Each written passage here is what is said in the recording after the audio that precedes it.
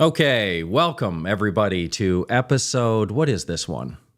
Lost my train of thought already. 104 of the Volatility Barometer live stream. So it's going to be a little bit different today. It's kind of spur of the moment. I wasn't planning to do this, but obviously with what's happening, I think there might be quite a few people who are just kind of not sure where to put either their anger or their confusion. So it just seems like a good idea to have an open Q&A and just to trade some ideas back and forth. I know I feel quite frustrated in a lot of ways by what's going on. So obviously it's going to be a little bit different than what we usually do. What I usually do for everybody who's new here, of course, welcome, thank you, subscribe, hit the like button, do all the things, share, all that stuff. But what we usually do, of course, is I will prepare some investing topics, right? Options trading, volatility ETFs, the usual stuff that we talk about. We don't really get into macro stuff very much. We don't talk about the economy, as I always say. You just trade the market that you have, not the market that you want. And I typically get all of my trading signals and indicators from the volatility market. So what goes on in the macro market is not really taken into account with what I do with my actual trading. But at the end of the day, I mean, this is just fascinating stuff. The NASDAQ's down, 20% now. It's bear market territory. It's down 9% in the last 2 days. The VIX index cracked 40. It's time, we have a little chat. So I do want to say a few things right off the bat, though, just to set the table here so I don't just get an endless stream of hate in the comment section. I just want to say a few things before we get started. The first thing I think is important to say, because I think YouTube analytics show that roughly 70% of my audience is American. And I don't mean by any offense by this, but America's kind of a thunderdome of politics. It's really vitriolic and, it's very partisan. And so anytime you say something negative about a politician, I'm Canadian, by the way. If you say something negative about a politician, they tend to have that knee-jerk reaction that, like, if I criticize Trump, for example, that, oh, this guy's a lib, he must be a Kamala Harris voter, he must be a Democrat, he must be one of those soft little snowflakes on the left. So I do want to remind everybody that I've done plenty of live streams over the last year talking about how, while I am a Canadian, obviously not a U.S. voter, if I was a U.S. voter, I would have had to look at the landscape and vote for Trump, right? That's what I would have done. I viewed Kamala Harris as more of the same, and I do want somebody to get in there and shake things up a little bit, and I think that is the epitome of what Donald Trump is and represents, and everybody knew that going in, and it was a free and fair election, and he won, so cool. Nothing wrong with that. But I'm not in a cult, which means that I can actually look at somebody and I can look at their policies, and if it's good, I will give credit. There are a lot of things that Trump has done so far, and Trump is planning to do in the future, that I very much support. But there are also things that he's going to do that I don't support. And this is the problem with talking to Americans. This is why I'm kind of giving this spiel here. You have to understand that it is impossible for somebody to agree with 100% of what any other human on the planet thinks, right? If speak to somebody long enough, you're going to find points of disagreement. So it is not a bad thing to have somebody say, I like those 5 policies, I don't like those 2 or 3 policies, but on balance, I'm okay with what's going on. That's fine. But if you find yourself in a situation where you can't possibly speak negatively about a person, I don't mean to be the bearer of bad news, but that means you're in a cult. So don't be that way. I am going to say a lot of negative things about Trump's tariff policy today, because I personally don't believe in the tariff policy that he's instituting here. But again, does not mean that I am just by default whatever insert bad thing you want to say about me. So with all of that said, again, welcome everybody. I'm kind of on a little makeshift studio here. For anybody who is unaware, I'm actually currently right now, we'll get to that. How do I minimize this? What's going on? Why isn't that working? That's crazy. What is going on? I'm kind of in a little makeshift studio here. Let me try to get rid of whatever is going on here. That won't minimize for some reason. My computer is locked out. But what I wanted to say is apologies for the little studio here. This is not what it typically looks like, but given that I am here in Dubai, what I decided to do this time, I'm staying here for about 3 months. And you can see this chart. It's a little bit blurry, but it's the best I could do. And I decided to stay in 5 different places. So I'm at number 1 right here. I'm in somewhere called Business Bay. It's very near the Burj Khalifa downtown. And then I'm just going to be, over the next 3 months, I'm going to be moving around to 5 different places. Just try to get an idea for all the areas that some of these I have not lived in yet. So, we'll see how it goes. So it is the best I could do. God, this is crazy. Okay. Anyway, I'll deal with that as we go. But yeah, you're going to see the backdrops change here. So what I want to talk about today, essentially just an open Q&A. I think people are going to want to ask a few questions about what this means for the market. Of course, importantly, if people want to bounce trading ideas back and forth, I'm certainly not the type of person that tells anybody what they should do, what they should think. If you disagree, it's fine.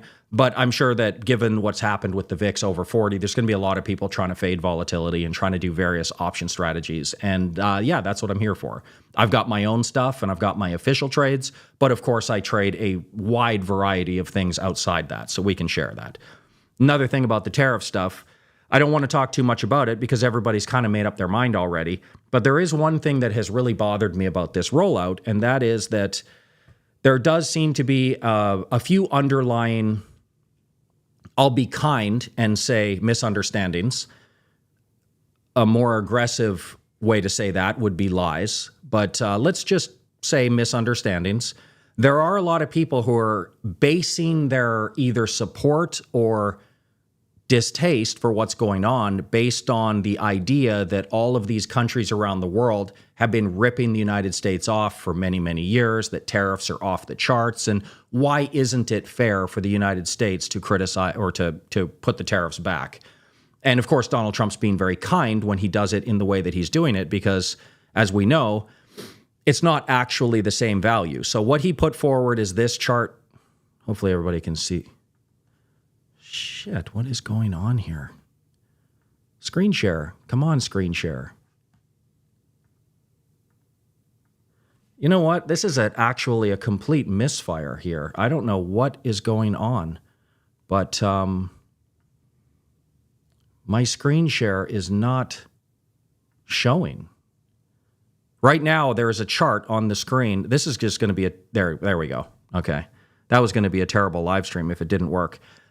These are the tariffs that the Trump administration has said that the rest of the countries around the world have been putting on the United States. And then, of course, the yellow column here are the tariffs that the reciprocal tariffs, and that word is kind of important. It does imply that it is a retaliatory tariff, but it's actually going to be half the amount. So obviously, everybody knows I was uncharacteristically tweeting a lot today. I actually don't tweet very much, but today just kind of hit my breaking point and I was tweeting. So a lot of the things that I was talking about was that actually, no, the United States is not being tariffed like crazy by all of these countries. That's completely false. And that's why I said it's either misleading or it's a lie, but it's one of the two. And I just wanted to go over the formula because everybody's saying these things. So these are the tariffs, and we're just going to use China as an example. So 67%, tariff 34%.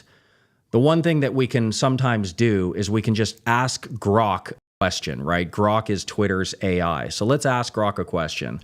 What were the tariffs imposed by China to the United States? Sorry to have you watch me type. And by the United States to China before President Trump took office. So to have Trump say it, and his administration would be more accurate, because a lot of this is other people. I'm not specifically laying all of this on Trump. We should see something close to 67%, right? Somewhere in the range of alarmingly high tariffs. So let's just see what Grok says about this. I actually know the value, but I just want to say that one of the reasons I'm doing this is so people don't think I'm pulling up biased numbers. I think a lot of people would trust that, Grok is at least somewhat accurate. So essentially, the true tariff rate from China to the U.S. goods is in the range of 8 to 10%. It's actually 7 to 10%, somewhere in there. It's average 7.5%, but 7 to 10%. Let's just call it 8. U.S. to China What is it saying? What is Grok saying? I know that the actual answer is about 3.5, but what is Grok saying? 5 to 10% range, 10 to 25. Anyway, my point was that overall, if you Google and you average together a whole bunch of statistics that you will find online from various different sources, you will find that the true situation that we were facing before the trade war started was that China imposes a roughly 8% tariff on the United States, and the United States imposes a roughly 3.5% tariff on China. So this is very close, of course, and the only reason there's a discrepancy is because this is an advantage for the United States, because what it actually means is that the United States is a prosperous nation, and we actually, not we, I'm going to probably say we a lot. I'm Canadian, I don't live in the US, but I actually lived in 8 different cities in the United States, and I've lived in 6 different states. So I'm probably more traveled around the United States than a lot of Americans are. But I don't live there anymore. I've lived in Asia for 20 years. But the point is that the tariffs are actually really close. So the idea that China has been ripping the United States off is just blatantly not true. The only reason that there's a slight trade deficit, and it's roughly 5%, is because the United States is a very wealthy, prosperous nation. The United States has a higher standard of living, and they simply have the luxury of importing the cheap stuff and then focusing on their higher value intellectual property and, you know, things like that, their high level goods and services. So this is a good thing. So that's the true number. But if you listen to what's going on, the numbers that are being thrown out there, I'm going to have to keep doing that for some reason. The numbers that are keep going out there is 67. So the United States just slapped a 34% tariff on China, which actually takes the tariffs to the highest level it's been in, you know, many decades, almost 100 years. It's just an alarmingly high tariff. And all of these other countries are getting tariffed like crazy as well. Now, I just want to say one thing here. This is not to say any point whatsoever. This means absolutely nothing. This is not a gotcha moment. This is pure comedy. I'm just simply saying something that I found to be quite funny. And if you don't hang out on Twitter, you probably wouldn't even know this. But these are all the countries that didn't have tariffs on the United States, but Trump is going to slap a 10% tariff on them anyway, just because. He said 10% across the board. And this one right here, Herb and McDonald's Islands, some of you probably know where I'm going with this, but they have now been slapped with a 10% tariff. So the funny part about this, and again, this is not a gotcha, it's just funny. Who are the inhabitants of this country that has been ripping off the United States for all of these years? Well, here they are. As it turns out, the number of people who live in this region is exactly 0. It is actually just inhabited by a bunch of penguins. And as we all know, those pesky penguins have been ripping the United States off for far too long. And it is absolutely high time that we start putting a stop to that. So that was kind of one of the funny things that's going around Twitter. There's a whole bunch of little memes around this. I just found that to just be pure comedy when I think about it. Just the nonsensical nature of it. But I do want to draw attention to the fact that China, European Union, Vietnam, Taiwan, Japan, India, South Korea, top 7, these reciprocal tariffs are alarmingly high, because if you look at the actual tariffs, not this crap that's posted on this chart, but the actual tariffs of these 7 countries and regions is somewhere in the range of 2 to 7%. Mostly down in the low single digits. That's the true tariff rate that these countries are slapping on the United States and have been for a number of years. So you might say, well, where the hell did the Trump administration get this crazy idea that there's these insane tariffs? So I will show you and we'll go through the numbers. And this is really important because what do they call it? Did I unclick screen share? The Office of the United States Trade Representative was kind enough to give us the actual formula. And of course, if you've been on Twitter and social media and you've watched a few YouTube videos, you've no doubt been told that this is a very long, intricate process that they've put together. They've thought about this from all angles for many weeks, and they've put together a formula for the exact right tariffs to do reciprocal based on each country's taking advantage of the United States. And as it turns out, they have a super complicated formula here, right? There's Greek letters and everything. So this looks unbelievably complicated.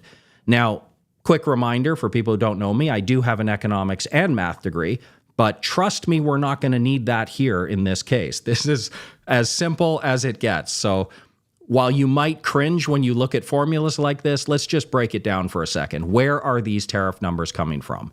So we've got the delta of the tariff here and the I for the individual countries, of course. There's going to be many occurrences across that. That's what that means.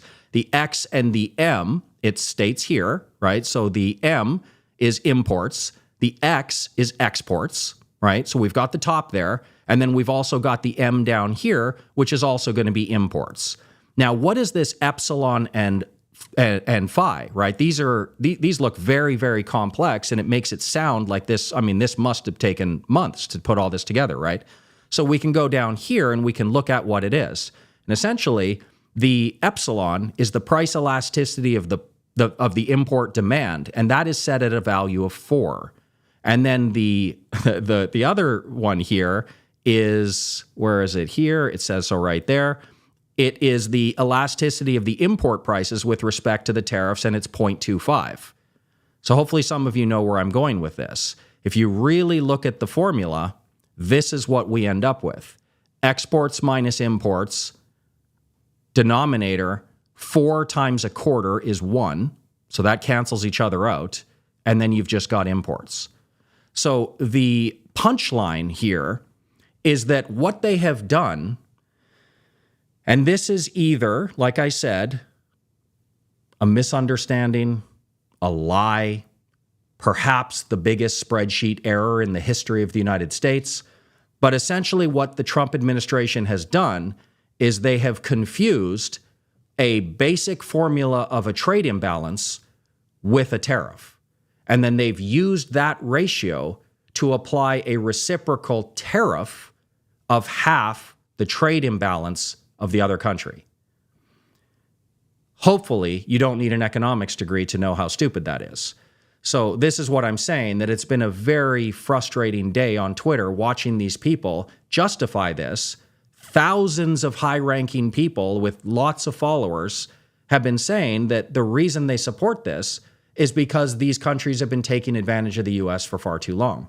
That is not true. A trade deficit, like I explained, is actually almost always a good thing.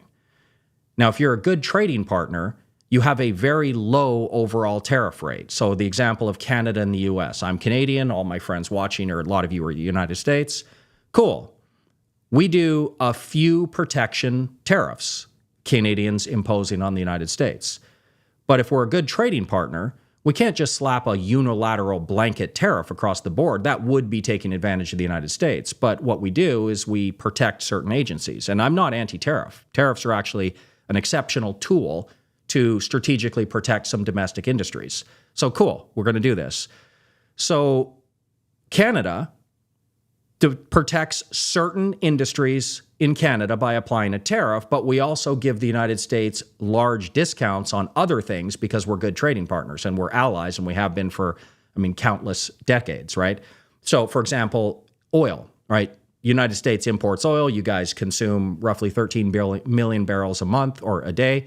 And you consume 20, you produce 13, you need 7. Plus, Canadian oil is different. It's more viscous. It's, heavy crude. You guys do import that, and you do it by choice. Canada's not forcing Canadian oil down your throat. You actually import Canadian oil out of choice, and fortunately, you get the best discount deal across the planet, right? If Canadians started selling their oil to the rest of the world, we would get a lot more money for it. But because we're a good trading partner and we're allies, we protect certain domestic industries, a few of our farming industries, and then we give you incredible deals on oil and energy and, aluminum and cement and things like that. So it's a good deal across the board.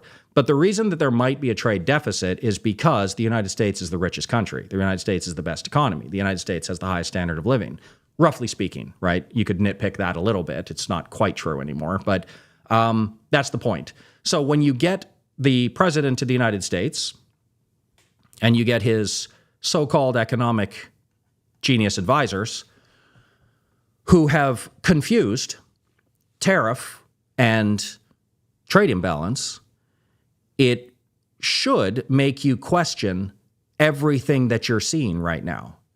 And that's pretty much my only point with all of this. Can we even call this math? Hopefully people look at this and go, this could have taken 4 seconds. This is not 4D chess. They didn't run this through, simulations across several months. This is back of the napkin that somebody could have done while watching a baseball game with 7 beers in them. That is as easy as, it's just ridiculous to even call that math. But I'm not here to tell you what to think. I just want everybody to know where the numbers are coming from. And now you can start to parse through it and think, okay, do I support this? Do I not support this? If China really did have a 67% tariff on the United States and the United States only had a 3.5% tariff on China, yeah, I might be with you. And I'll even go a step further. If it was 1975 and Trump wanted to, a Trump-like figure wanted to come in, or maybe Trump, what was he, 25 at the time? He was ready. Come in and try to bring back U.S. manufacturing in 1975, I probably would have been a large supporter of that.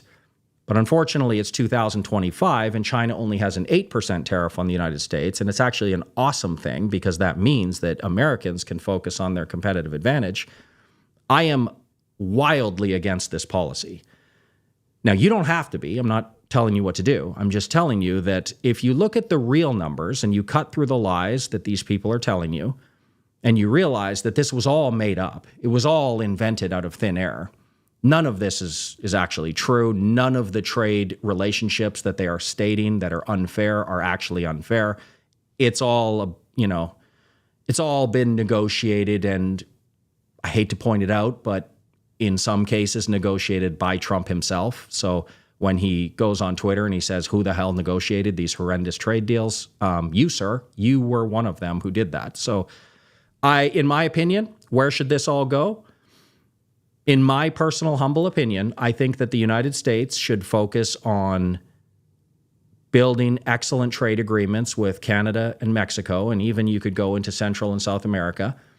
And I do agree with the general premise that considering, I don't know if people have heard of something called a Thucydides trap, but it essentially when an emerging economy or an emerging global power is sort of coming into the same arena as a declining power. So you've got the United States and you've got China. I fully agree that at some point it's going to come to a head, right? Either with military, hopefully not, but certainly economic. I support the idea of not going into an economic war or an all-out military war, knowing that your manufacturing is based in the country you're going to war with. So this makes perfect sense. But unfortunately, bringing back U.S. manufacturing, that ship has sailed. And I think people need to get that through their head, that will never come back. And it won't come back for a very good reason. I mean a beneficial reason. It's because Americans live a great life. Americans, take the Nike example. Nike manufactures a lot in Vietnam, and Vietnam was slapped with how large a tariff? Let's just get this number exactly. It was 34%, wasn't it? Whereas, how are my eyes scrolling through here? Sorry, I'm probably staring right at it, but let's just assume that I was right and say 34%. The problem there is that the hourly wage in Vietnam is 85 cents. The hourly minimum wage in the United States is $7.25. And in many cases, it's going to be much higher than that. So you've got a situation where if you just take Nike as an example, and let's just say that you are now the CEO of Nike and you've been slapped with this big tariff. A lot of these people online, a lot of the Republican supporters who just blindly support these numbers will tell you that this is a very easy fix. You just bring manufacturing back to the United States and we're good to go. You're not subject to tariffs.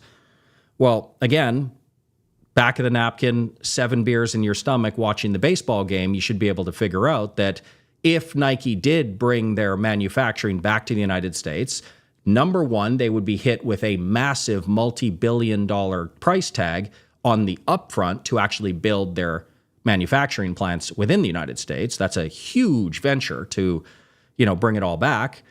Secondly, to actually build things in the United States is far more expensive than building a factory in Vietnam because, of course, it's materials, labor, all these things. Third, the labor itself, even if they did bring their manufacturing back to the United States and paid an insane price tag to do that, far more expensive than just absorbing the tariffs and increasing the cost of the shoes, is their reward for doing this, for listening to Trump, their reward for doing that is instead of paying 85 cents per employee per hour, they're now paying $7.50.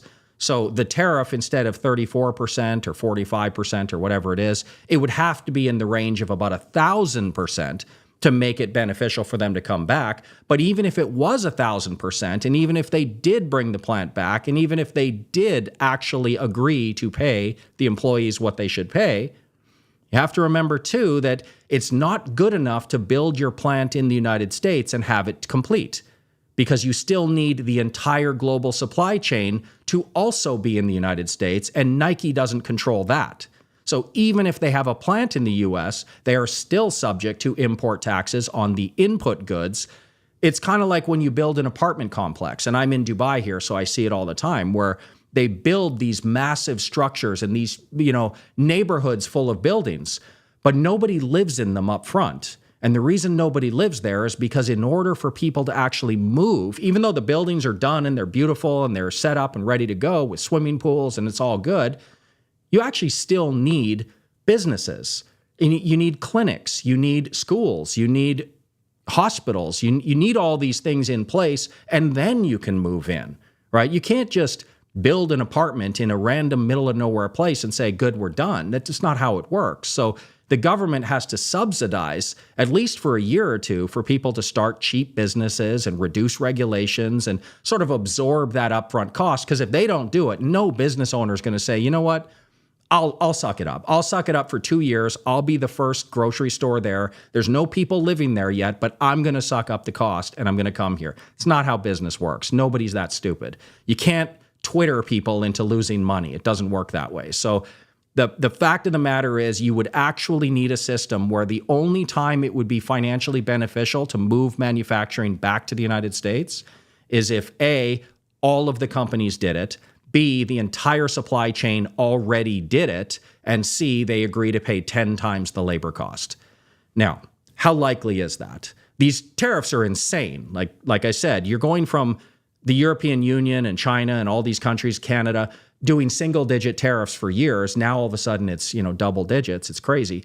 But none of this makes any sense. So again, what is the end game here? What are they actually trying to do? So that's what I'm trying to figure out, because of course they're lying about all of the numbers. They're lying about their motivations. They're misrepresenting everything. But that doesn't necessarily mean that they don't have a plan. So what is our job as investors is to figure out, to cut through all the lies, cut through all the tweets, cut through all the little 2-minute snippets that you see on, Fox News and all this, and really try to nail down what are they trying to do here and how are we going to be the ones to benefit from it. I think that's really the job of all of us, because look, you can go back 3 months ago and half the country that voted Republican would have told you that every single thing out of a politician's mouth is a lie. They would have said that to you. But now all of a sudden, 3 months later, everything that comes out of the mouth of every single cabinet member and politician is the gospel truth. You're in a cult, if that's your opinion. Like, as I always say, I'm an equal opportunity offender. I hate all politicians. I think they're all corrupt and out for themselves, and they're screwing the middleman and the middle class and the lower class. So let's try to figure out really what's going on here. And I think that's what, over the next several months, and this is not going to be a quick fix. This is going to be a disaster for a very, very long time. What is the end game? All right. What are your thoughts? Let's start chatting. One thing I wanted to do is I just wanted to make a personal request to anybody watching. We don't get a lot of people watching my streams, my boring investing stuff. We make good money, but there's no bells and Kramer whistles and, buy. I don't do all that stuff. It's just, me planning stuff and chatting. But for the few people that are here, if you actually know how to use Twitter Spaces, do me a favor and email me. It's VolatilityTradingStrategies@gmail.com. Do me a favor and email me and just tell me your experience and how you set it up and what exactly you did. Because today is one of those days where I just feel like I'm kind of an introvert. I'm kind of a loner. I don't have a whole lot of people to talk to in my life. Today was one of those days I really felt like I need somebody to talk to. I need somebody to vent. It'd be great if I could have opened up a Twitter Spaces and just just personal therapy session. Just talk to somebody about what's going on. This is madness. So does anybody have any thoughts now that we've cleared up the fact that Trump just slapped tariffs on the rest of the world, the entire world, at an insanely higher rate than they had tariffs on the United States? Like we're talking about in many cases 5 or 7x the tariffs. I understand that Trump is just posturing. I understand that what he's doing is trying to reset the global economy, and he's trying to make everybody come to the table. And I'll give you a little quick prediction here as well, just to give a little olive branch to all the people who are just saying that Trump knows what he's doing and you just got to let him do it. Most of these countries, let me tell you what's going to happen. I'm going to put my crystal ball on the table here. Most of these countries are very, very quickly going to bend the knee to Trump. It's perhaps even over the weekend. Like, what is the market at right now? Let's check that out. Holy shit, down 4.81%. This is an absolute bloodbath. Down 4.8% and down a similar amount yesterday. But most of these countries are going to bend the knee. They are. They're just going to immediately cave because they have to. They have to, right? Trump is not wrong when he thinks that the United States can just bully most of the rest of the world. This is just a fact.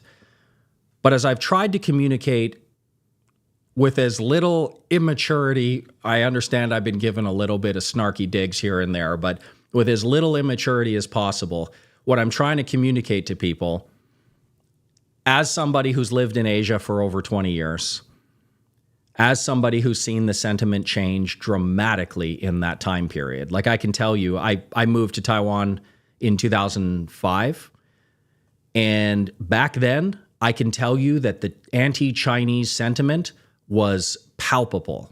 Like it was so against China, so pro-Taiwan independence. And even though Taiwan isn't really recognized as an independent nation, at least from the UN perspective, they certainly want to treat themselves, call themselves. Taiwanese people are proud, and Taiwan's a great country, by the way. It's just an awesome place to live.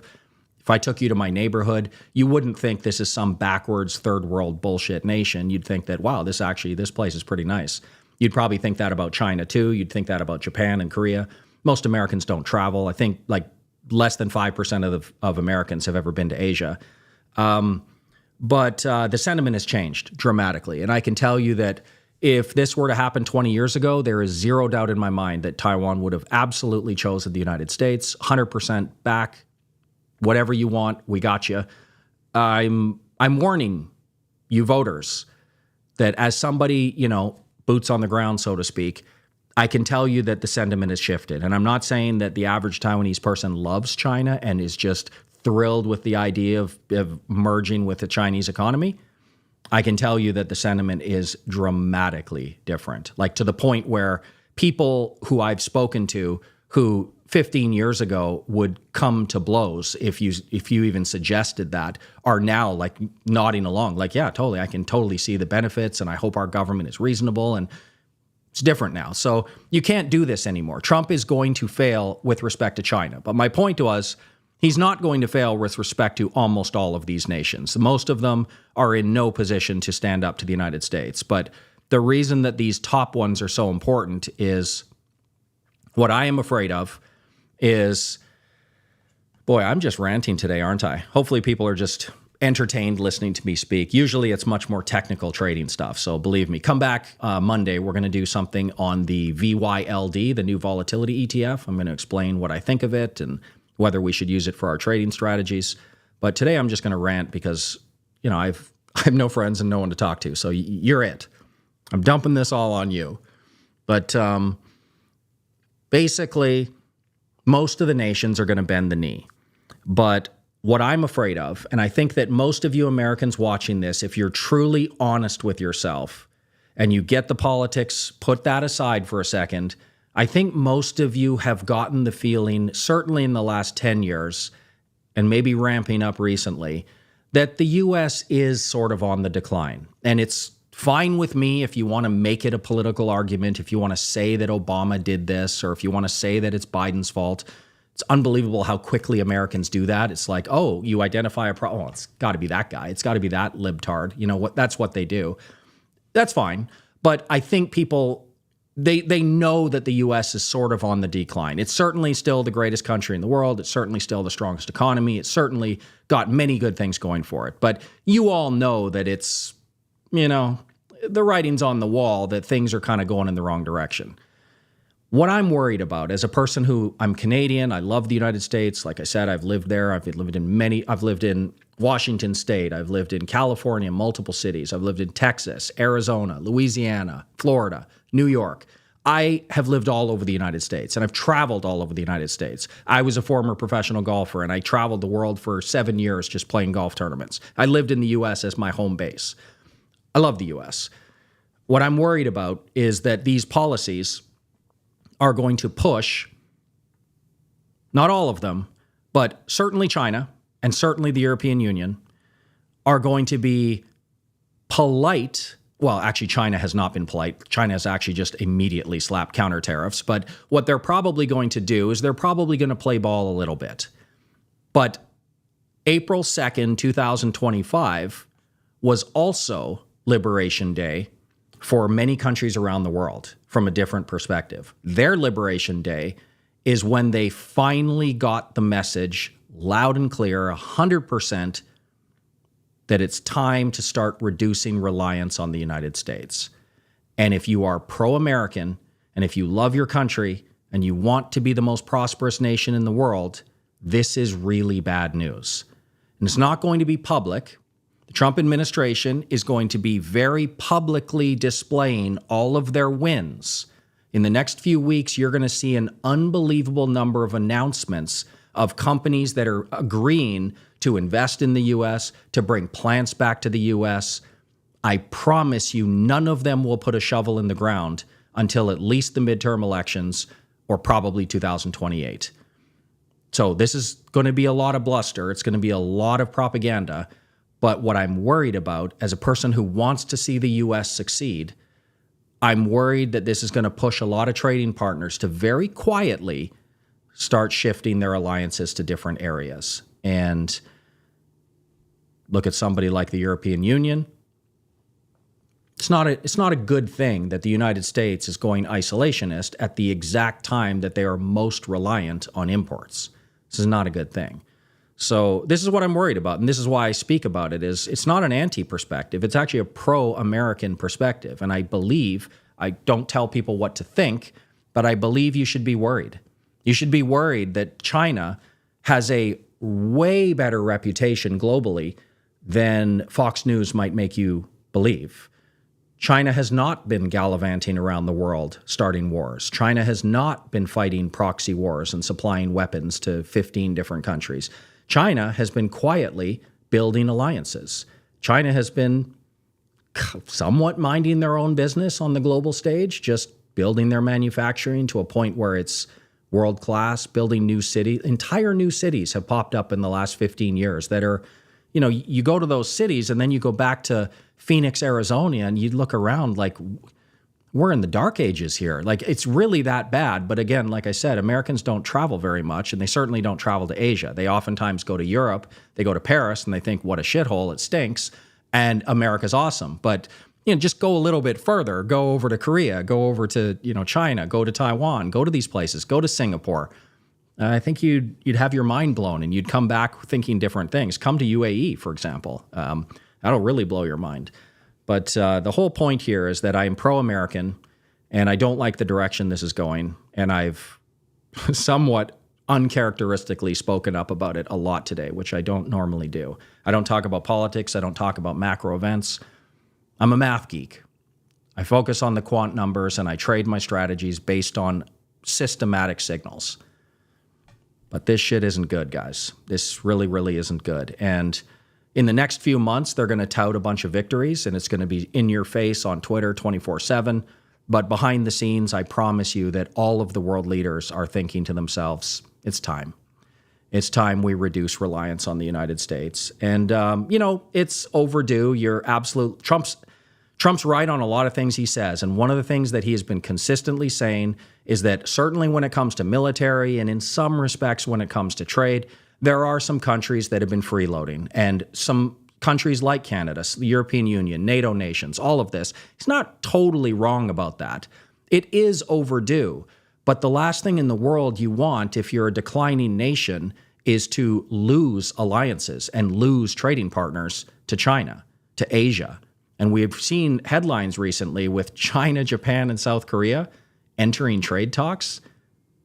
I know it doesn't get much press because, of course, it's supposed to be negative propaganda against China, but that's huge. Like, are people not paying attention?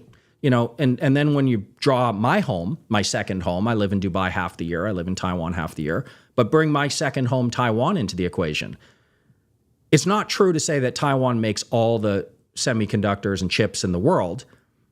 There are other places that do that, but it is more or less accurate to say that Taiwan builds 100% of all the good ones, right? Of all the high quality ones, pretty much. I mean, they're supplying most of that. I don't know, if you find yourself out on a long walk or long run, just do a little thought experiment. You're Taiwan. You're the leaders of Taiwan.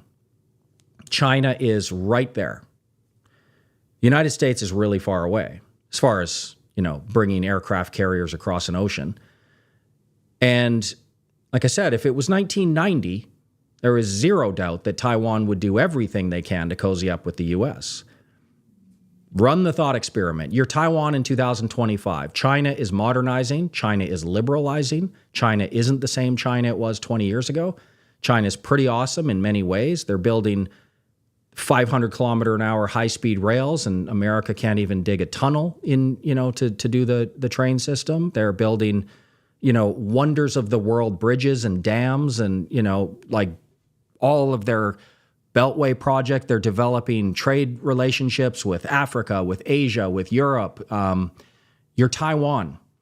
You control basically the short-term, anyway, future of AI. And you've got two superpowers battling for AI dominance. And both of them need you, at least now. China's going to win if Taiwan's out of the equation, where there's no doubt that their manufacturing is far more advanced than the Americans. By the time the Americans actually ramped up their manufacturing to make any difference at all, China's already has robots on the moon at that point. But they need Taiwan for the AI race. Who do you side with? Just ask yourself that question, and that might actually change your opinion of what's going on. Who do you side with? You side with America and you rely on America that has just jerked around the entire world. And for all you know, you're going to move your plants to the United States, and 2 months from now, they're going to pull the plug and it's all back to zero again. Like, you don't know anything. China is, to a fault, unbelievably consistent. Like, they have 20, 30-year plans. They don't have 2 days, 3 days on Twitter. You don't see the president of China tweeting. It just doesn't work that way. They have plans. They have a government system that can change course overnight if they decide, they have a meeting with all the, the communist leaders, and they think, well, here's the direction we're going to go. Let's start tomorrow morning. The United States has to go through Congress and the House and all these levels of government, and it's very slow moving, and it's, partisan, and we're going to filibuster this, and we're going to veto that. China's a different animal. And then you're dealing with a people, the Chinese people. Who do you think can suffer more short-term pain? Who do you think, which government is willing to impose more short-term pain on their people? President Trump against Texans, or Chinese leadership against Chinese people? Who's going to win that battle? Like, it's just, if there's one thing that I want people to understand at the end of this live stream, well, many things. I'm pro-American. I'm not anti-Trump. And China is a totally different animal in 2025. And you guys are going to lose. Unless you have great policy, this is a foregone conclusion. So tread carefully, I hope. And let's try to steer this ship in the direction of progress. So, holy shit, there's a lot of questions. I've been ranting for way too long. I'm going to shut up and let you guys talk. Let's go. Let's do the open Q&A, and let's let somebody else get a word in. Again, reminder, normal live streams commencing Monday. I think next week I want to do one on, of course, the VYLD, the new volatility ETF. It's interesting. definitely tune into that.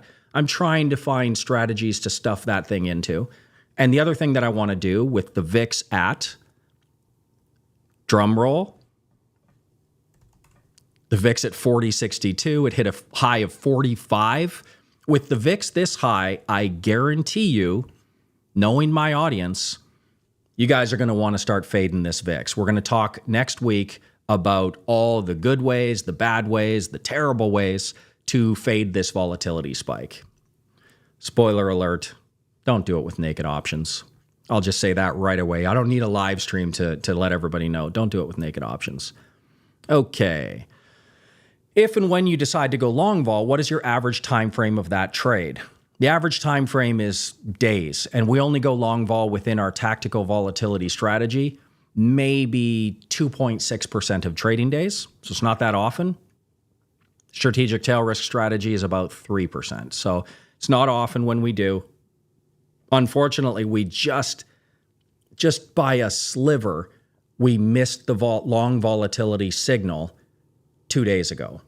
So that was unfortunate. It was literally decimal points in the strategic tail risk, but I'm a stickler for math and numbers, and I go by 2 decimal places, and the signal didn't quite push us to long vol, unfortunately. But, you know, the other positions we've been in for, 6 weeks now? Almost 6 weeks, largely in utilities and cash in defensive rotation since February 22nd. Gold every day except one day in tactical volatility, which has worked out fantastic, and IYR real estate except for maybe 5 days in strategic tail risk. So those positions are all doing fine. They're down a little, but of course, the bloodbath that we're witnessing, down a little is a massive monumental victory. But to answer your question, it's days. The thing that people misunderstand about long vol trade is it's not actually that difficult to make money, like to get the timing and enter and actually, it's roughly 50-50. If you went long vol now, like Monday, the market's either up or it's down, but it's not that difficult to imagine that you could make money on Monday. The trick to long vol is knowing when to exit. That's the real problem is, let's say that you went long vol yesterday and you're up a bunch of money now and the VIX touched 45. Do you sell? That's the hard thing. That's why you need signals and strategies and systematic rules, because what if this is just a 2-day aberration and it's just going to crash right back down? The stocks are going to go to all-time highs. Well, you just gave all your long vol profit back. Well, what happens if you sell and this is just day 2 of a 40% market crash? Well, then you just let go of all the potential profits. So that's the hard part. And so I just use my rules, and my rules get me in rarely and out quickly. I'm down, but not as much as the S&P, which I should be doing better, but small mistakes have happened. Well, like I just said, I'm down as well, but again, small. It didn't work. It wasn't a total slam dunk. There's been times over the last 6 weeks where it just felt like this is amazing, mostly because our gold is crushing it. But yeah, don't expect perfection. I'm sure you're doing great. There's just no possible way that you could navigate this period without, intermittent periods of whipsaw where you just get it dead ass wrong. As long as over a 6-week period, you're doing much better than the alternative, which the vast majority of the world basically just stays in stocks and watches in horror as the stock market crashes and they don't know what to do. So as long as you're doing something and you're mitigating the damage, that's step 1. As I always say, capital preservation is the first layer. You have to lose money. You have to lose less than the stock market when it's crashing. Step 2 would be great if you could actually make some money in the market crash. That's sort of like the next level, where if you're at or above your, all-time highs in your strategies, when the stock market is really at the bottom, like it's down 40, 50% in a financial crisis, you're just in a tremendously good position at that point. So, but preservation of capital, number 1. You will be back in Alberta faster than you think. I know who you are. We've been trading back and forth on Twitter. And like I said, there's probably been a few comments I've made that are a little snarky. I certainly don't mean that. I am a polite Canadian, and I am able to get my emotions in check and not snip back too much. But yeah, we've been talking back and forth. No, I won't be in Alberta. I will. I hope my mom's not watching this. She'll be devastated to hear me say this, but I will never live in Alberta again. That's not going to happen. I was born in Calgary.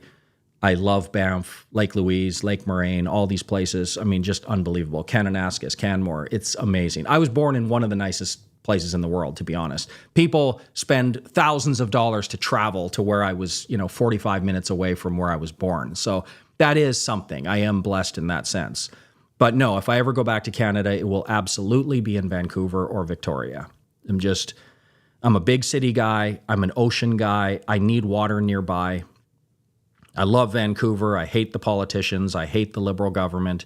But I can put up with all of that, just how awesome Vancouver is. So I can imagine the wife and I moving back to Vancouver at least for 6 months a year, somewhere around, 60-ish, age 60 or something like that. Yeah, I will never be back to Alberta. Such variables, many maths were done. Yeah, that's just hilarious. For anybody who is slow to join here, this incredibly complex formula that the Trump administration has put forward actually turned out to be the most simple formula in the world, which is just a trade imbalance. Disappointing. Disappointing that they were so easily able to pull the wool over so many people's eyes, including people who should absolutely know better.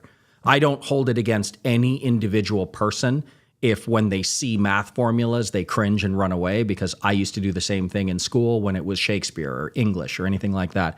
Just like poetry, I don't know what you're talking about. I don't want to listen. I'm a math guy. If it's physics or math, I'll listen to you. If it's poetry and Shakespeare, take that somewhere else. So I understand that individuals might not like the math, but the leaders of the largest economy in the world making the most blatant spreadsheet error of all time, this is unforgivable. American manufacturing still exists because Germany and Spanish trade secret, they high-end machine tooling. China, it's a milling machine of doing AI machine manufacturing or all machine manufacturing. I'm not sure. I kind of think there's something there, but I have to plead ignorance on that. I don't really know what you're getting at, but I'm sure it was something that is worthy of a response. Apologies. I have to punt on that one. Sorry, I just joined. Not sure if you covered this, but the allocation today to cash versus VXZ and VIXM for the two strategies, a change just for this time or a permanent change? So that's a good question. Sorry to do a little bit of business today, but Jesus, I did close that. I'm just having all kinds of misfires. You can see how frantic I've been today. I can't even set up my live stream correctly. This has just been a disaster. My brain is scattered, just trying to not argue, but just trying to push back a little bit on this stuff. Like, it's just, I don't like being lied to. And if you tell me the truth, and this is one of the things too, another side tangent, here we go. Americans are smart. Tell them the truth. Let them make the right decisions. If Trump has a plan, great. A lot of people, like I said at the beginning, even people like me who look at them and say they're both kind of shit choices, to be honest, Harris or Trump, they're both kind of, that's not the best America has, I can tell you that. But yeah, I would have been a Trump voter, and I would have been a Trump voter for the purpose of doing something different. Course correct. This same old status quo stuff, obviously not working. It's just a slow decline of the U.S. economy. Who wants to see that? I don't. I love America. But tell them the truth. People can take it. Here's the reality. One sentence punchline. Tariffs or taxes. That's what it is. Done. Now let people decide whether they're willing to sign up for that through their vote. Do you want to see your prices go up that much? Are you willing to do that?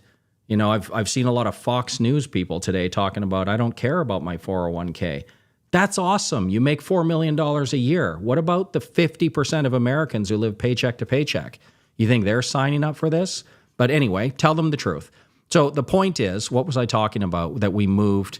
Yeah, this is not normal. So this position that says cash, all the time that says VXZ. That is a long volatility position, and we got the signal today. This strategy has been in cash for a while, so that's fine. This is our NASDAQ strategy, by the way, so dodged a bullet with that one. That one's doing well. This one also will say VIXM. It's a long volatility ETF as well. Midterm volatility ETFs. If anybody is interested in why we use the midterms and not the short terms, go to my website, go to my blog. I think there's one here very recently. No, that's leveraged gold. But there is one, trust me. Where's the articles? Let me do this right. It'll say why I use, I'm an idiot. It's not there. I haven't uploaded. Anyway, the reason that we use the midterm futures is they move slower. But yes, this move to cash is temporary. It's just for today. It's just because, look, we got the signal one day late.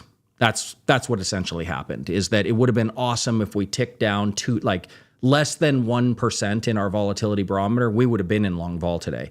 It's just that on Thursday, volatility didn't react to that move. Like, it was a massive S&P move, but volatility was very muted. So it obviously spiked, but not to the point where it's in the top 2.6 percentile. Unfortunately, it was 2.67 instead of 2.66, basically, that close. But now that we've had two devastating down days with the VIX at 45 heading into a weekend, it's just not a good idea to walk headfirst into a long vol trade. So I'm just going to override my signals. If I'm wrong and Monday is also a bloodbath in the market, then yeah, I'll feel like a bit of an idiot. But there is a very high probability that the Trump administration is going to do everything in their power over the weekend to find as many positive headlines as they can to celebrate all of the deals they're making, and all these countries are bending the knee, and all it's going to be great. America's back. That's going to happen over the weekend. So is it really a good idea to walk headfirst into a long volatility trade after 2 days of a bloodbath? Probably not. So no, it is not permanent, but we're going to revisit the signals on Monday. It's just a decision that I've made. I should keep going for 10 more seconds. If you listen to what I just said and you still disagree and you think, you know what, I do want to go long vol, the signal's long vol. It's clearly long vol. Volatility is just through the roof. This is a bloodbath. This could be terrible on Monday.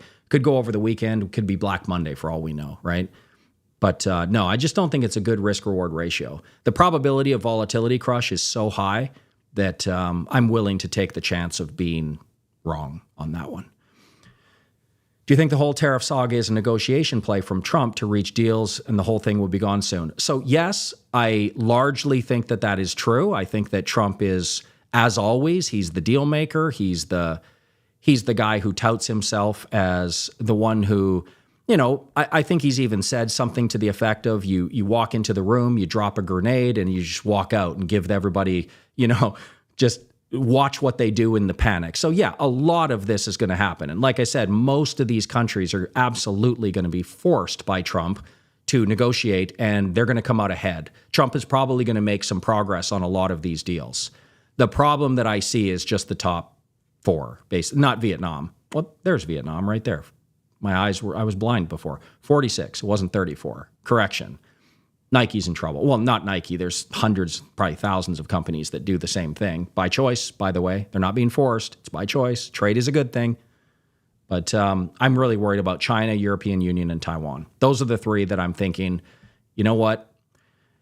Maybe publicly they won't fight back too hard, but I absolutely guarantee you that privately, all three of those, well, European Union's not a country, but all three of those regions/countries have got the message loud and clear that even if you negotiate with Trump, it's a 2-month negotiation. He could turn on you in a heartbeat. Like, honestly, I'm Canadian, so don't take this as like I'm bitter about it. I consider myself more American at this point. Like, Canadians actually really like America. I can't say we love your politicians, but you hate ours as well, so we're fair and even on that. I hate our politicians in Canada as well, so there we go. But we love Americans. But the fact that Trump turned on us, it was just optically, it was just a bad look. And you got to understand that Taiwan doesn't fully understand what's going on, right? I mean, the vast majority of the country either doesn't speak English or barely speaks English.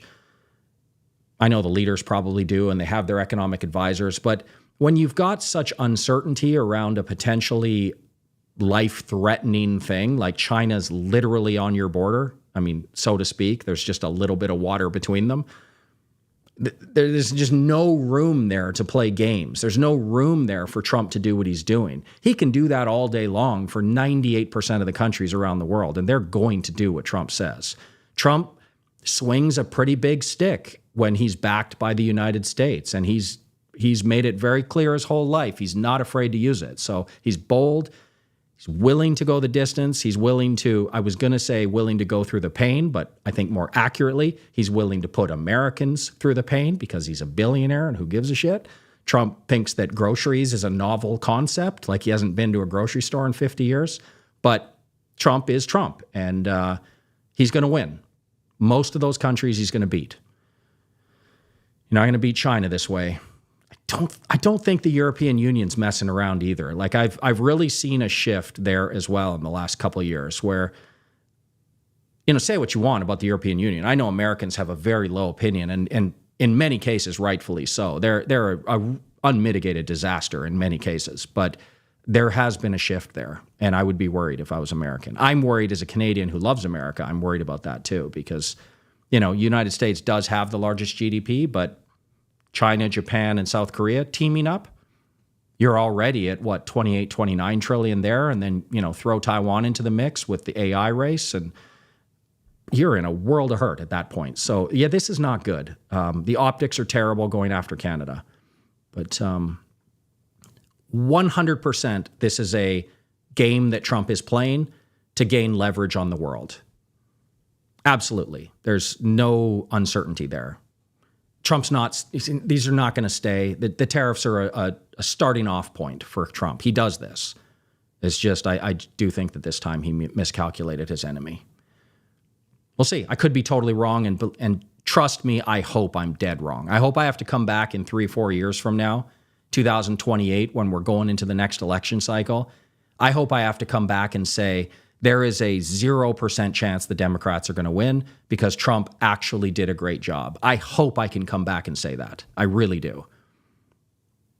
I just have to speak my mind. I think this is a miscalculation of epic proportions. Tariffs are a Trump down approach. Tariffs are a Trump down. Let me just read accurately. I've been accused of skimming through questions in the past. His advisors didn't convince him of anything with math. True. It's just a move to encourage Buy American. True. It'll be fine. Will it?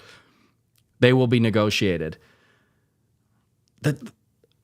There is nothing inherently wrong with trying to force the hand and make people buy American, if that's what you want. If that's what America votes for, there's nothing wrong with that. America's a democracy. You guys can vote for what you want, and thankfully you have a president who is actually doing what he said he was going to do. So thumbs up for that. If this is what you want, great. But try to understand the economics of what you're saying. It's going to be crazy expensive to buy American. You're going to have very few choices, and it's going to be much more expensive. And I'm not telling you you shouldn't want that. If that's what you're willing to do, fine. And a lot of Trump's billionaire cabinet are fully willing to do that. If I was sitting on $6 billion, would I care what groceries cost? No. But I always come from the perspective of course, the lower class should be protected and basically just like as aggressively as possible lifted up. The middle class should be assisted and focused on. That should be what America is focusing on. Helping the lower class by taking from the rich. Yes, that's the only way to do it, right? That's what a government is there for. But the middle class is really it. A lot of people don't understand how many Americans are actually living paycheck to paycheck. There's people making $100,000 a year who it really does matter if their general prices go up 25%. So I agree with all of that until the point where you said it's going to be fine. For who? And is it? I don't know. It's going to be fine for China. They're used to it. It's not a third world shithole, but it is lower standards than the United States. So they're fine with this. I don't think Americans are. China already responded with, and they shouldn't be. America's a prosperous nation. You should import all the useless little things that you don't need to spend time on, and you should focus on your good stuff, right? Yeah, it's all good. Trade's awesome. China already responded with the same 34%. Yeah, they did. They did. And that was to be expected. China's not going to back down. China has decades-long plan and a government system that is able to just push through. And they have the full will and desire to put their citizens in harm's way, in discomfort, in pain. You have to know your enemy. Your enemy is more resilient than you. They have more tools at their disposal than you. And they're growing way faster than you. You got it. Trump should be going out and establishing free trade and military alliances with as many countries as humanly possible. That's how you beat this Thucydides trap that we're facing, where you've got a declining nation that's going to butt heads with a rising nation. You know how you beat up the bully in school who's way stronger than you? Get 4 of your friends and kick his ass. That's what you do. This isolationist is the absolute wrong time. Trump in 1980 would have been a godsend. Trump in 2025 could be the nail in the coffin. Sorry. Call it like I see it. I run a Twitter space. I could run a Twitter space for you if it's just a here and there thing. Well, that's a nice offer. I don't know how to do it. I've never even looked into it. But I'm actually thinking it would be great if it was a weekly thing, because there's a lot of people who like that style of content where other people can join in. I love the Q&A. This is my favorite part of my live streams. But there's just something extra beneficial about speaking to people and inviting people on and, debating back and forth. And like I said, despite what you may think about me, I am actually a pretty polite Canadian, and I am open to other people's opinions, and I don't force my thing on other people. So you can speak to me even if you blatantly disagree with me. And I will absolutely admit when I'm wrong. And sometimes I actually enjoy being wrong, because that's what learning is. That's what, you can't grow if you're not just dead ass wrong on certain things. Let's drink coffee again somewhere in Blue Waters Island. Yeah, we can do that. This is a friend, VTS member. We've met a couple times before. He trades very similar strategies to myself. And let's revisit that last conversation we had about how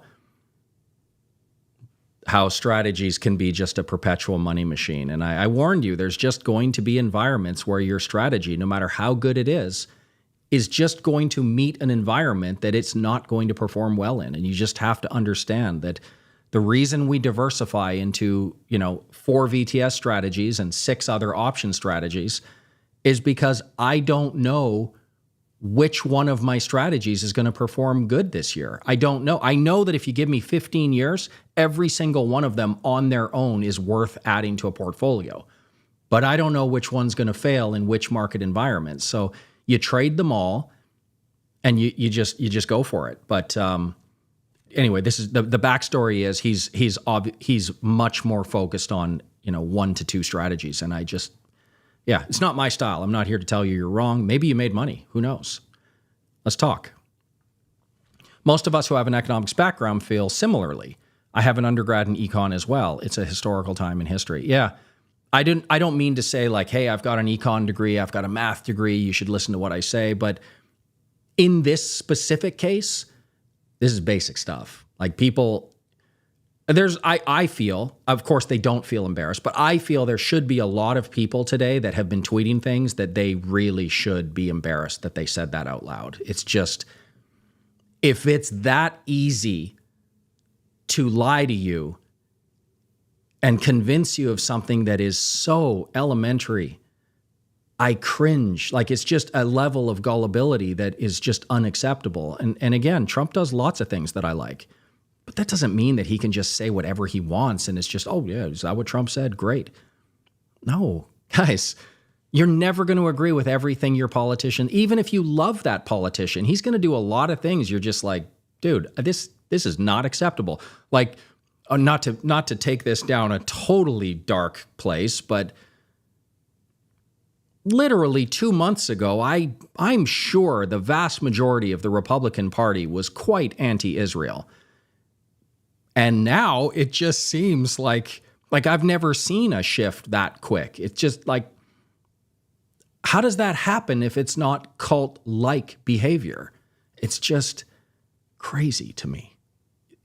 Stand up for what you believe in. You can like me. You can follow my trading. You can like me as a person. You can enjoy my live streams. And you can vehemently disagree with certain things that I say, and you should have the courage to stand up and say that. Tell me in the comment sections where I'm wrong. If I'm right on everything that I've ever said, you're in the VTS cult. That's what's happened here. You've been captured by the VTS cult. Please have the ability to disagree with people in a friendly way, but Trump is not right about everything he says and does. He just isn't. He might be more right, and it's a scale of rightness as compared to, say, Kamala Harris, who everybody really, even the Democrats hated her when she ran through the primaries. But yeah, it's fine. You're allowed to disagree with your leaders. You don't live in China. You don't live in Saudi Arabia. I live in Silicon Valley. Young people who are actually working, few less antagonistic about the Taiwan-China issue than is widely advertised. Yeah, I often, because of course I've lived in Taiwan for 20 years, I'm a person that gets asked this a lot, and I can tell you that we kind of laugh about it because it's just not a thing in Taiwan. Like you could ask my wife, it's just not a thing. They don't go to Chinese New Year dinners and talk about the Chinese tensions. Life is just going forward. And if there's an economic reason, then great. That's what's going to happen. But there's no conversations that I've had in the last 20 years with my family that is like worried about, the Chinese invasion and talking about whether the U.S. is going to protect them in this situation and that situation. It's just not a thing here. It's a bargaining chip of propaganda in Western media. That's what it is. But we just look at it pragmatically, like who offers the better deal. Like I said, a decade ago, U.S. would have won. I have serious doubts whether that's still true today. Okay, how high should VIX reach in the next few days? Well, let's look at where it is now. Geez, 516. Down 5. The S&P is down 5%. So the VIX is not really moving. So let's just do a very quick little, let me see if I have some materials on my desktop. Unfortunately, during a live stream, it has to be on my desktop. But yeah, so let's just take a look at this real quick. So the VIX index, luckily this is just sitting on my desktop. The VIX is a real-time index derived from S&P 500 options representing the market's estimation of forward 30-day volatility. So the thing that you have to understand about the VIX is that it essentially is pricing what the market thinks the forward S&P 500 movement will be. And you can actually get it down to a daily calculation. So all you have to do is just divide the VIX index value by the square root of the time frame that you're looking for. So the square root of 252 is 15.87. That's calculating what the VIX is implying the S&P will move over a one-day period. So when the VIX is 30, it's implying that the S&P will move 1.89%. And if you want to see, a broad chart here, these are all the VIX values here. And then, of course, over here is the one-day implied volatility. This is what the VIX is trying to say that the market is pricing. Now, right now, with the VIX at 40, it's pricing that the S&P is going to move 2.5% per day.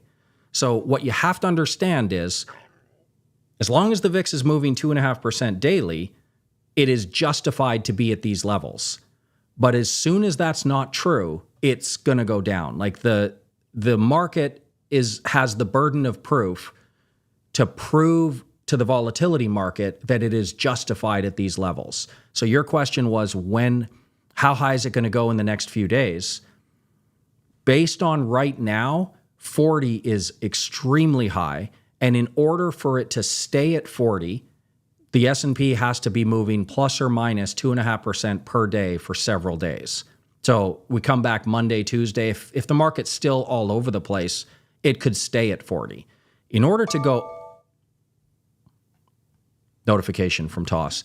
In order for it to go up past 40, I mean, you're talking about rare territory there. It's only happened a handful of times in the last 20 years, 30 years. So it's very, very unlikely that the VIX goes any higher. It's just mathematically, it's just very unlikely. The market would have to have an ugly Black Monday event in order for that to happen. So I'm not saying that the VIX has topped. I'm not giving you like trade advice or anything, but VIX at 40 is extremely hard for the market to maintain. It really, like I said, it has to be moving massive amounts. Like the 1 month implied volatility of a VIX at 40 is 11.5%.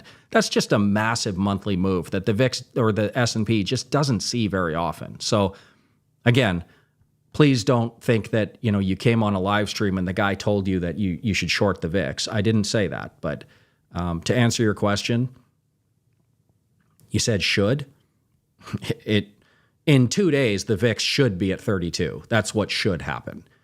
Will that happen? God, I don't know. That's why we follow the signals. I'm in safety positions because I don't know what the hell's going to happen over the weekend. But the VIX has a very, very difficult time staying at 40. Okay, here's a long one, but probably a good one. The intention, not sure. Trump, I assume. The effect, I think it will isolate the U.S. from the global economy. I agree. New economic alliances are being formed. New defense alliances are being formed.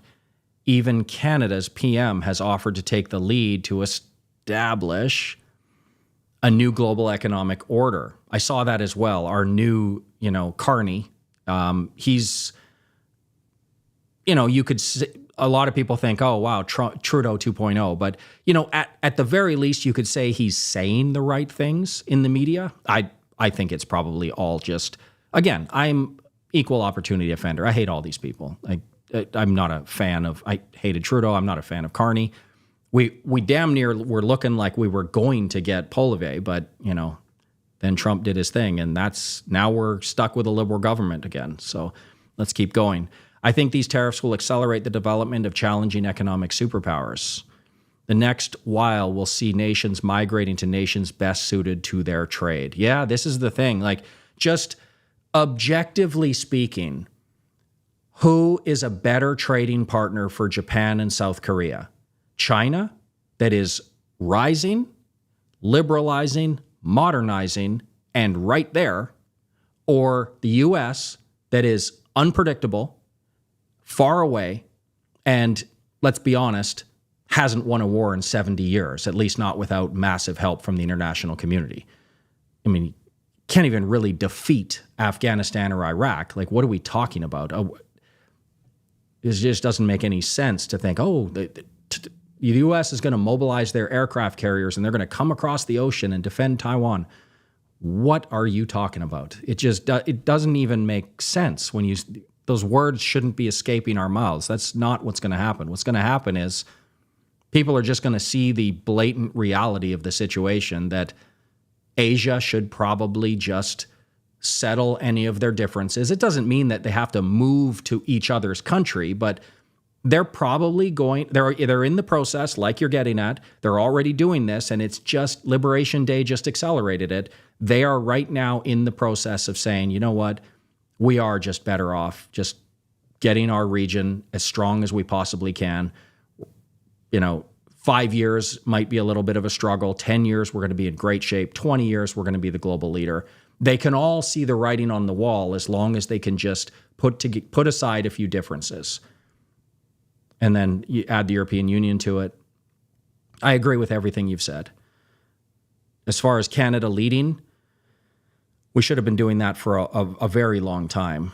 As I've often said, as far as Canadian elections go, I don't vote in the Canadian elections either, but I would be pretty close to a one topic voter. I just want us to start mobilizing our oil industry and start exporting and start making money. Like it just seems ludicrous for us to be basically sacrificing everything that we have the potential for in order to be nice to the United States that is obviously not, at least lately, being very nice back. Like I said, you can like this fact or you can hate this fact, but it is a fact that Canadian oil is exported to the U.S. by the explicit choice of the U.S., and you get it at a great discount. Canada doesn't have to do that. Canada has a lot of value to add and sell to the world. It will take a while. This is why Trudeau dropped the ball. It's going to take certainly 5 to 10 years to get the pipelines, the refineries, but, you should have started 10 years ago. You know what the second best time to start is now, right? That's always the thing.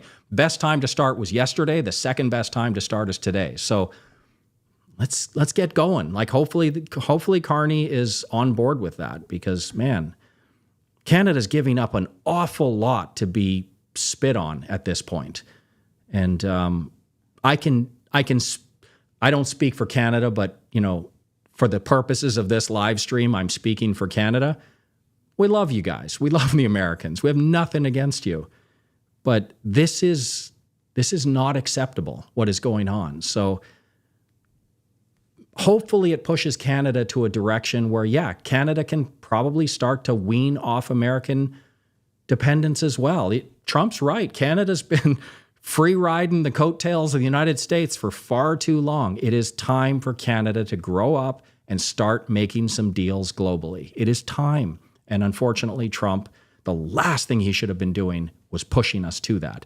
The North American Free Trade Agreement, that is what Trump should be focusing on because there's a lot of power in partnering up with Canada and Mexico. There's a lot of power in that. You're going to throw massive 7x reciprocal tariffs on them? Dude, what are you doing? You negotiated the deal.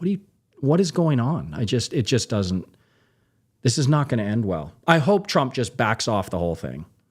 Very likely that he will. But the problem there is that he has to find a way to make it seem like he didn't do that, which, that's just mental gymnastics at this point. I see China's influence and relationship building becoming more opaque with many Asian countries migrating to them. Yeah, powerhouse. I live in two pretty damn emerging markets, don't I? I live in half the year in Taiwan and I live half the year in Dubai. And I like both of those. I like the direction that Asia is going in large part. Obviously, there's struggles. People are going to comment, oh, what about the aging population and all that? No doubt all countries have problems. But can you imagine the powerhouse that would be, just dream scenario, all of the Asian countries? Could you imagine like what that would look like 10 years from now? But even just the sort of quasi-friendly deal between China, Japan, South Korea, and Taiwan, just not merging, but just being really, really cooperative, absolute powerhouse. That would be something to see. That would be something that is not good for the United States, I can tell you. What are your thoughts on the dollar being the world reserve? Maybe this is the catalyst to change. The problem there, and I've been saying this for a long time, it might be starting to be time where I might have to change my opinion. But for my whole life, basically, I've been saying that this is just not a possibility. The U.S. dollar is there's nothing wrong with it. It's here to stay. It's totally working well. You'd have to have a replacement for it. And even just 3 months ago, I would have laughed at the idea. What, are you going to have the euro as the world's reserve currency? What, are you going to have the Chinese yuan? Come on, what are we talking about? Now, I don't know. Give me some time on this one. Give it a year or two. Let's revisit this conversation. Because literally in January before the inauguration, I would have laughed at the idea that the U.S. is going to lose its global dominance. I would have laughed at that idea. I'm not laughing anymore. This is serious, what's going on. People think it's a joke, and most of those countries are going to cave, but a couple of those countries are not going to think this is funny. Canada has shifted not so quietly. PM Carney has publicly stated the relationship with the U.S. has fundamentally changed.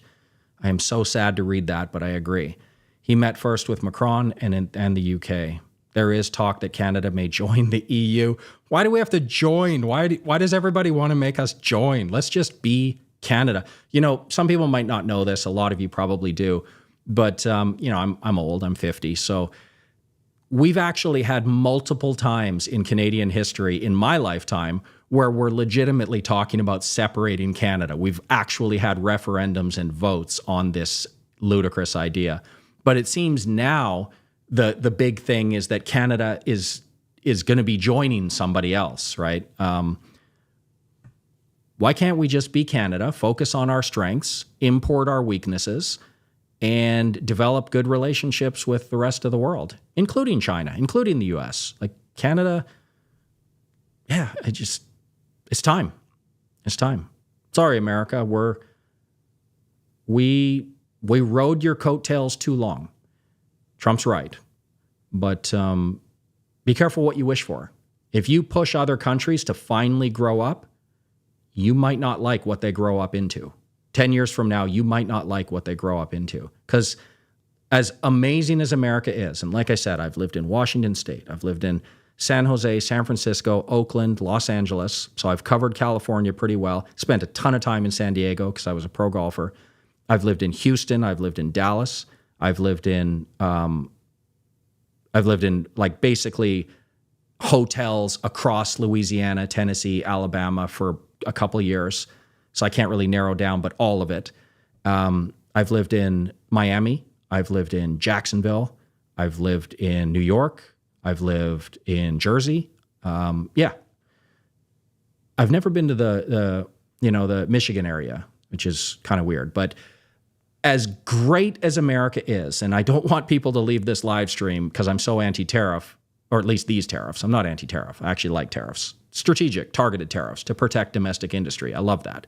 But as good as America is, please don't get too arrogant and think that other countries are not also awesome, right? I travel probably more than anybody, right? Maybe not anybody. Sound like Trump. I'm better than this. I drink coffee better than everybody. I can type faster than anybody. I'm not saying that, but I've lived like basically 35 years on the road, from pro golf to now my lifestyle as a digital nomad. I live in multiple different countries. I'm a resident of Panama. I'm a resident of Dubai, Taiwan, Canada. I've lived all over the world. I'm just here to tell you that as a very traveled person, I'd like to say cultured, there are a lot of places around the world with a lot of potential, a lot. And unfortunately, America doesn't travel as a country. Just geographically, it's difficult, right? So a lot of Americans have been to Canada. A lot of Americans have been to Mexico. They've gone to the beach in Mexico. But not that many Americans have been to South Korea. Not that many Americans have been to Vietnam. Not that many Americans have been to the UAE. Take my word for it. If you push all of these countries to grow up and be independent, they might surprise you how awesome they actually are. And then where are you at? The best case scenario is for Trump to never force anybody to find out. Just have everybody under the boot of the American economy. That's the best situation for America. It's the best situation for Americans as people, as standard of living, to have the whole world kind of riding their coattails and underperforming and kind of scared to deviate out. That's the best situation. The worst situation is for Canada to stand up and say, damn, we got a lot of potential here. Let's go for it. The European Union, let's finally be a European Union, right? We've been bickering back and forth for far too long. Do I want to negotiate? If I'm Germany, do I want to negotiate with Trump or do I want to negotiate with Macron? They've spent many a year arguing back and forth between all of the European Union countries, but maybe it's high time they started acting like a European Union. Bad news for America if that happens. Maybe it's time that Asia, from all the way down to Singapore, all the way up to South Korea, maybe it's time they said, we actually have a lot to benefit from here. Be careful what you wish for, Mr. Trump. Be careful. With what Trump did with the coins, he probably is just making the market dip and buy, then solve all the problems he made. There is always that possibility. But again, I get back to my saying, and actually I kind of agree with this. I think it is all kind of a staged little organized chaos type move here. But China's not laughing. They really aren't. They're not going to play this game. Hey, Quant, numbers, please. How high will VIX go? VIX is topped. I mean, if you look, just statistically speaking, probability-wise, it is very easy to say the VIX at 45, that's the top. It's certainly possible it goes to 80, or again, the VIX is just a statistic on S&P 500 options activity. There's no ceiling. If people think the VIX can only go to 100, they're wrong. The old VXO calculation went to 172 during the Black Monday crash. So it's just a statistic, and that number has no ceiling. Could go in the 60s, 70s, and 80s. Financial crisis, the VIX stayed over 40 forever, right? It went all the way to 82. But high probability that 45 is the top for the VIX. Now, the VIX doesn't mean anything, right? And even if you're trading the VIX, like VIX options, you're trading the VIX futures, so don't forget that. But yeah, I actually made one tweet today that I want to reiterate, and just in case people are going to lose some money doing this. When you're in a situation where volatility is this elevated, you have to understand that it is always a better risk-reward ratio to buy the dip using equities. And even if you have to go leveraged equities, like right now, shorting volatility, like say buying the SVIX, that's more risky from a risk-reward perspective than buying the 2 times NASDAQ, for example. If you're going to buy the dip, then you do that with equities right now. What short volatility is really, really good for, and when it really shines, is in boring, stable markets. It can wildly outperform the equity markets because, of course, the way the VIX futures curve works and the way that the volatility ETFs function, they are essentially capitalizing on that slow drag roll yield of the VIX futures.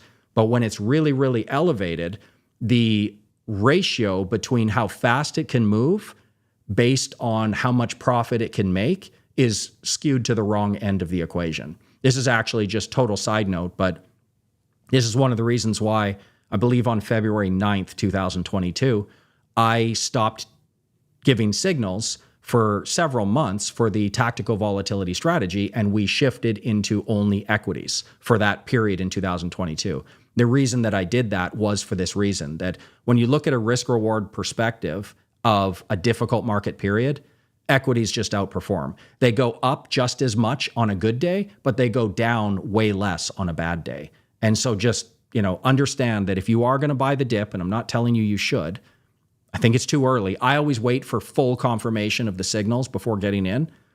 Nothing wrong with playing for a little bit of option trades, by the way, but I'm not telling you to buy the dip. But if you do, remember equities is the play for sure. Equities is far safer. You'll make just as much, but you'll lose way less if the VIX is at 80 3 days from now. That's terrible. Stocks will be down, but I promise you short vol will be down way worse if that happens. U.S. in the future will become like the U.K. is today, a former empire. Yeah, and nothing wrong with that. It happens. It's the cycle of all countries. Still influential, but not the manufacturing power it once was. Absolutely, I agree with this 100%. And I think a very slow managed decline is the best option for the U.S. because the days of manufacturing power is just simply mathematically over and never coming back. It is 85 cents to pay someone in Vietnam to put something together. It's $7.50 to ask an American to do it. And that Vietnamese person, there's plenty of Vietnamese people that are going to do that job.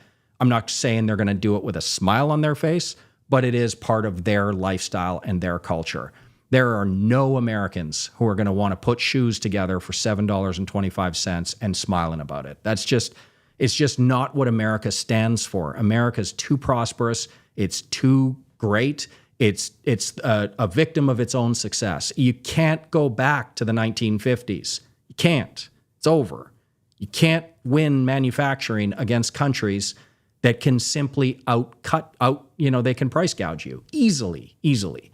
Culturally, no problem at all. Government-wise, they'll gladly throw their Chinese workers under a bus. Gladly. Trump can't do that because he'll be voted out. You're going to vote out the Chinese government? They don't care. They'll easily make it to the midterms with this trade war. There's nothing for them. They've been waiting for this forever. They're smiling, cracking champagne, I promise you. Rant over. Bitcoin seems safe now. This is a good question. It's like we're getting the triple leveraged equities, but only half the drawdown. This is, I wouldn't say it's true all the time and long term, but that is definitely something that I have been tracking closely, as you know, and I'm honest when I post. Bitcoin is basically just leveraged equities. It is basically just a risk-on asset at this point. For several years now, it's been behaving almost exactly like 3 times NASDAQ, right? Very, very little difference. And up to, certainly 2 months ago, it was tied. Up to just 2 weeks ago, it was basically tied. I showed this chart 2 weeks ago, and the CAGR of the NASDAQ was like 1608, I think. And Bitcoin was basically 1690, or I don't know what it was, but it was very, very close just 2 weeks ago. But it is absolutely true to say that Bitcoin has held up extremely well in the last 2 weeks. Now, is that something to celebrate? I don't know. Let's be honest. There have been times when this has switched multiple times, right? Like equities are better here, Bitcoin's better here, and then equities are better here, and equities are here, and Bitcoin's better here. I think it's far too early to sound the alarm that Bitcoin is better than 3 times equities. I think it's still accurate to say they're basically the same thing.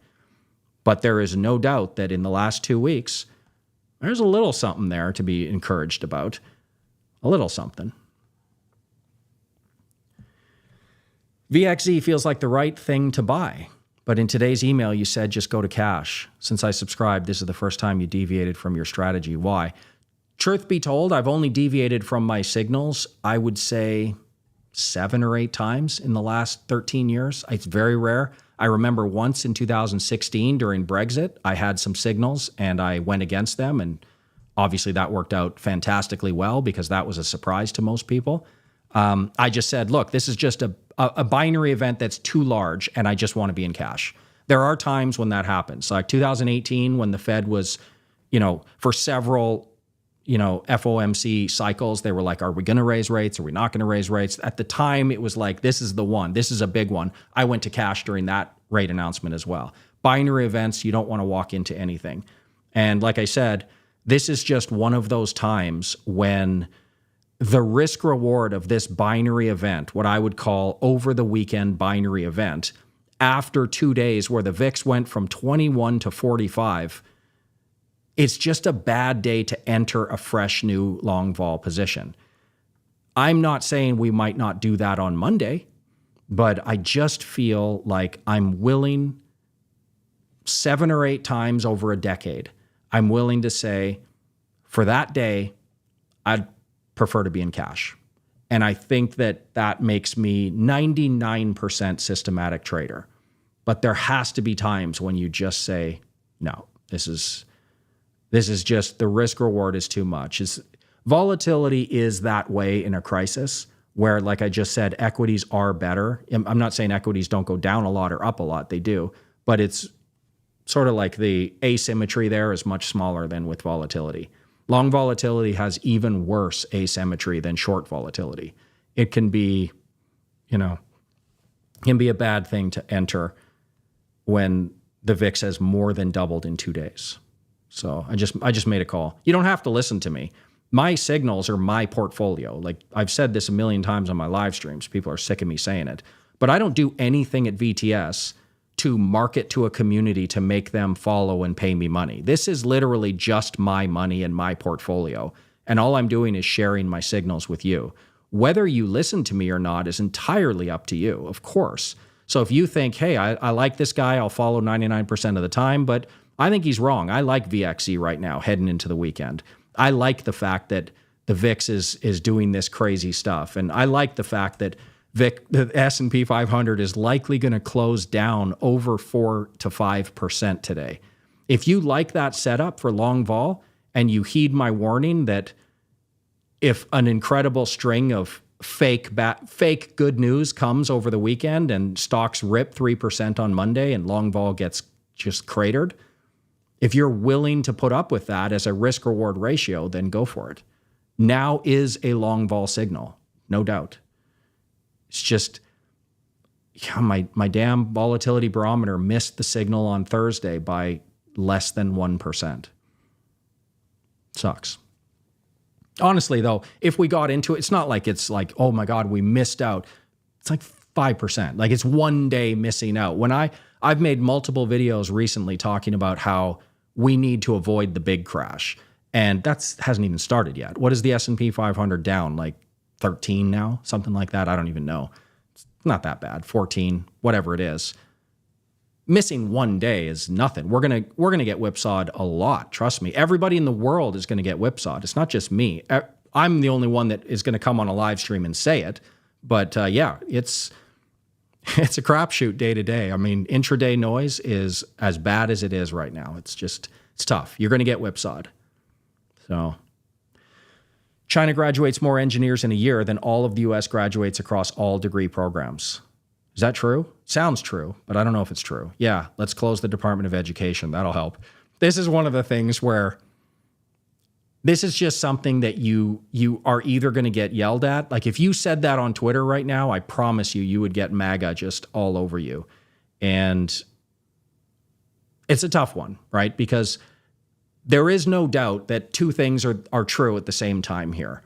One, U.S. education is abysmal compared to the economic powerhouse that it is. Abysmal. It's embarrassing that the United States isn't even in the top 20 in education, let alone should be top 3, top 5 for sure. But Americans should feel a certain level of shame that they've allowed their politicians to get away with this for so many years. But there is something that's also true, that the Department of Education is a wildly wasteful program. I'm not saying you should abolish it. I think that strikes me as a bad idea as well. I'm of the fix it, not get rid of it type of thing. Personally, I think there's no doubt you've identified a problem. It's just not punching at its weight class. You're putting all this money into something and you're getting out half-assed results. It's time to change.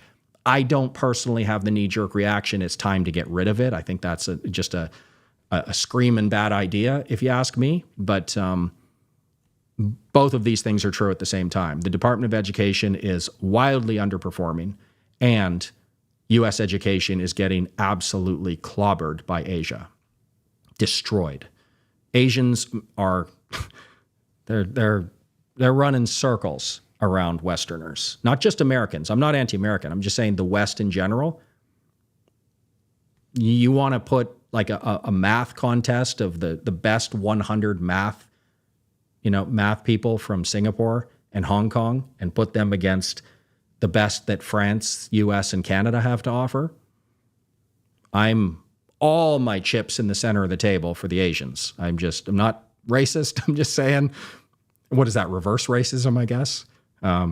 They just have far superior education. It's just, there's no doubt about it. So it's time to fix this program. I agree with you. It's not time to just say, hey, let's get rid of this thing. It's not time. But a lot of MAGA people could make a really, really good case for getting rid of the Department of Education. And they aren't technically wrong. It does suck. Their results are bad. But fix it. Make it better. Is it time to start adding Chinese ETFs to the portfolio?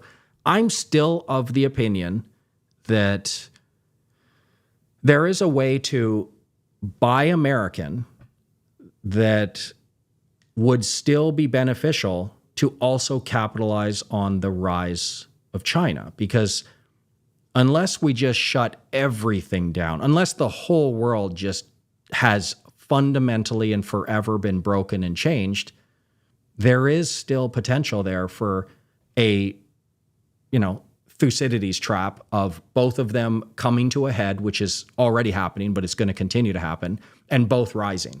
That is certainly possible. So I'm hopeful that that's what's going to happen. This is going to push each country to, I think China's still going to win that. I don't know. I'm sorry. In the last year, my opinion has just changed. I've just changed my mind. I was always of the opinion that China just has too many headwinds. And I don't believe that anymore. They do have headwinds. They're massively wasteful. They make a lot of mistakes as well. But I don't think Americans fully understand that a mistake made from the Chinese government is just, okay, just move on to the next project. Who cares? That's the attitude. In America, you lose the midterm elections if you do that. So it's just a different playing field. It's not like they're not playing fair, but it's not a fair fight. I can say that. It's just not a fair fight. China is just much better equipped to handle adversity. Sorry. I say that to Canadians as well. Canada, you can't compete with China. Start selling your oil to them at a good price now. Build your refineries, build your pipelines. Start now. China's going to beat you. Canada, you're not going to lead the world and beat China. It's not going to happen. China's better than you. This is awesome. This is a Twitter comment. So is people watching me on Twitter right now? I know I'm streaming to Twitter, but I didn't know you could directly ask questions to me.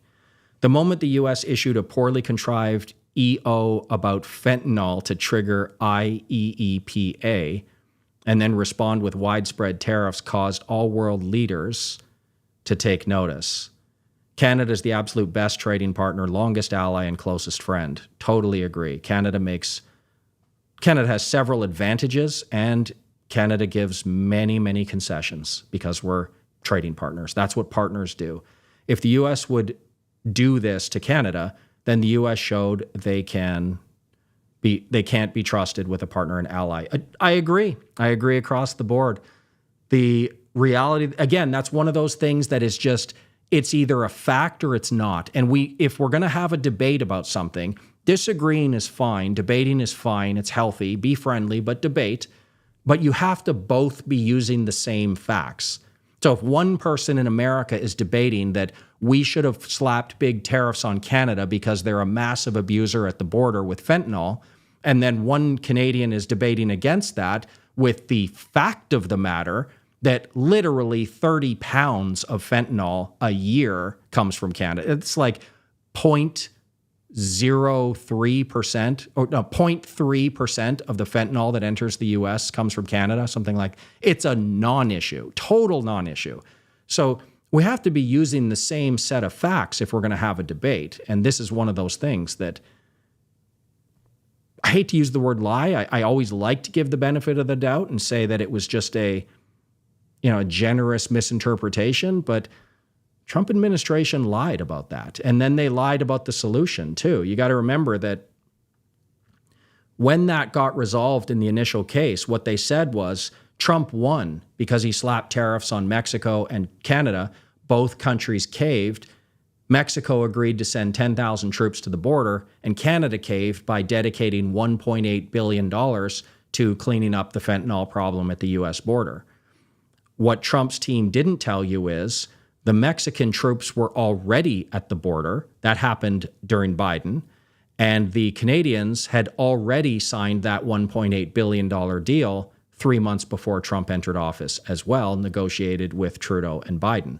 So all they did was misinterpret the facts, slap 2 tariffs on their closest trading partners, piss off the world, then cave and blame, and then rename 2 already existing programs to cover up the fact that it was one of the biggest blunders that we've seen in quite some time.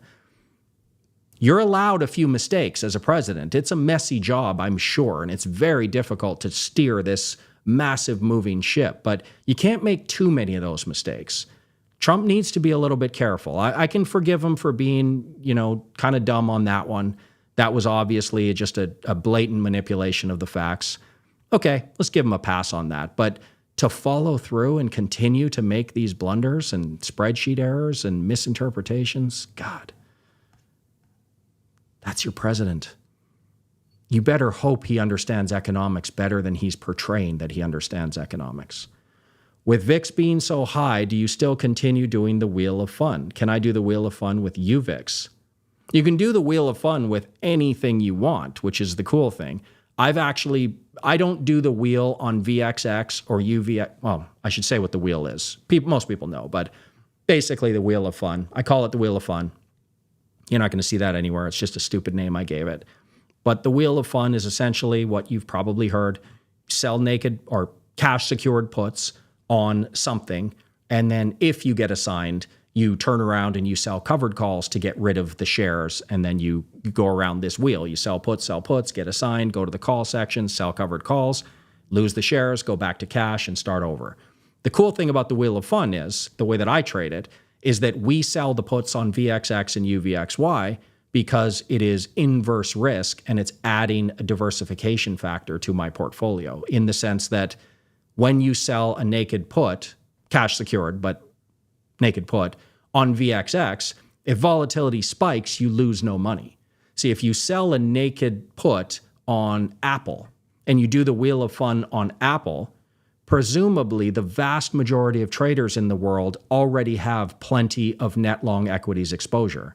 So if you're selling put options on equities while the rest of your portfolio is also in equities, or maybe in other assets that are highly correlated to equities, you're just adding risk to your portfolio. And that tiny little premium that you're bringing in doesn't reduce your downside risk very much. It's just basically reducing it by 2%, right? You're full subject to the downside there. So I like to do it on VXX, UVXY. And then when you get assigned, what it means is the rest of your portfolio is probably doing very well.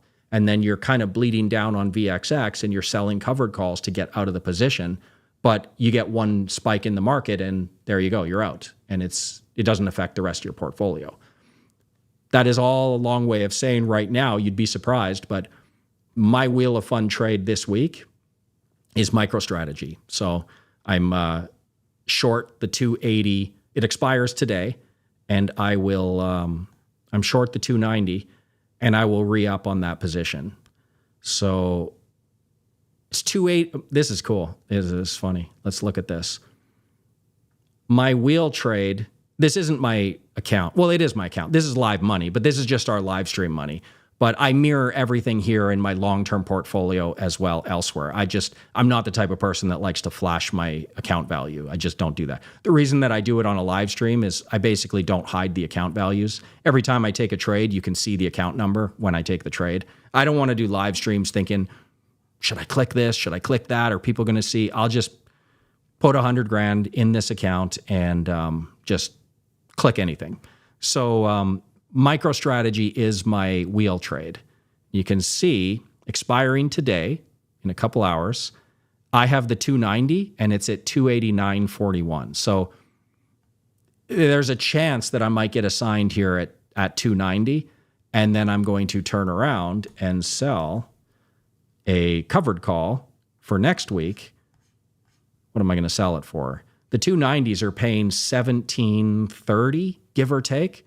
So I went through all that spiel explaining that you shouldn't actually sell puts on net long equities positions because, your portfolio's net long. But you got to remember, for me, I'm in cash in my tactical strategies. So right now, selling puts on VXX is a super dangerous trade, because if you get volatility crush on Monday, the VXX could be down several dollars. And so how far out of the money would you have to go on those put options? I typically skip a week or two when volatility spikes. Now, you could just go way out of the money, but I would rather just say, I'll just skip a week. And I'll look at what the broad delta of my portfolio is, and then maybe I will do the wheel on an equity position. And I actually have one on Tesla as well. I don't know if you saw that, but of course, in this account, it's just a small position. It's just one contract. What is this one? 11th of April, 240, and it's trading at 244. So next Friday, that one's going to come due. But yeah, right now, because my portfolio, personally speaking, is not net long equities, it's not net short vol, I can do whatever I want. And I've got a lot of market neutral options open right now. All right, should we wrap this up? It's almost 2 hours. I think, you're just on fire with these comments. I keep highlighting yours. I think the intent with Canada is to weaken their economy to negotiate their water and oil reserves. Get your hands off our water and oil. However, given the abundance of resources, the 51st state nonsense may have actually been considered as well. Well, hard to say how serious Trump is. Like, I can definitely see the benefit for America to absorb Canada. I can definitely see the benefit of America taking Greenland. I can see the just unbiased benefit of America stealing back the Panama Canal. I can even see the unbiased benefit of a real estate mogul ethnically cleansing all of Gaza and putting up expensive hotels on a beautiful oceanfront property. Having said that, none of those things are legal. None of those things are acceptable. There has to be some global order. As I said, as of now, about an hour and a half ago, but regardless of what you think of China, and I'm no, friend or cheerleader, but they aren't going around the world toppling governments and funding quasi wars and going and bombing and doing all out wars. I mean, some you can look, but get two pieces of paper out, put one with the US at the top, put one with China at the top, and go back 70 years and say, all right, I'll play this game with you. You say every bad thing that China did imperialistically around the world in the last 70 years, and you put that on your list. You get one, and I get one. And I get to name America or Britain or NATO, and you name China, and I name the US. Who do you think's going to run out of ideas first? So there has to be some global order. Taking Canada is a no-brainer benefit to the US. Obviously, Canada is great, right? We're not the US. We're 1/10 the size in basically all aspects. But can you imagine if the US absorbed Canada's hockey teams as well? I mean, geez, they'd never lose an Olympics again. But you can't do it. You just can't do it. Sorry. Doesn't matter how awesome the Panama Canal is. You can't do it. You can't have Greenland. You can't have Gaza. You can't. So, yeah, I don't know why I talked about where I was going with that. Your thoughts on the dollar index? Looks like Trump's going to dive till it's worthless. Yeah, I don't know. I'm not a currency guy. I'm very, very often wrong about what the US dollar is going to do. I'm not a macro guy. So you would just be best to speak to somebody who's a macro guy. Go follow George Gammon's channels and his Twitter feed, and go off on a few tangents of the people that he hangs out with, more of the macro type guys, to get these answers. I'm always wrong about what the US dollar is going to do. What's wrong with Canada? I started living here for about a year. Yeah, or Calgary. I was born in Calgary. Calgary's awesome. And you know what shocks me is that Calgary is voted one of the nicest cities in the world to live in. I believe it cracked the top 10 on some of those lists, which blows my mind. Calgary ranked higher than any other Canadian city to live in on several of those lists. Maybe not all of them, but usually Vancouver makes the list. Toronto. I mean, I'm a Western Canadian. Toronto. Come on, there's nothing in Toronto. It's just urban sprawl and cement. Don't go to Toronto.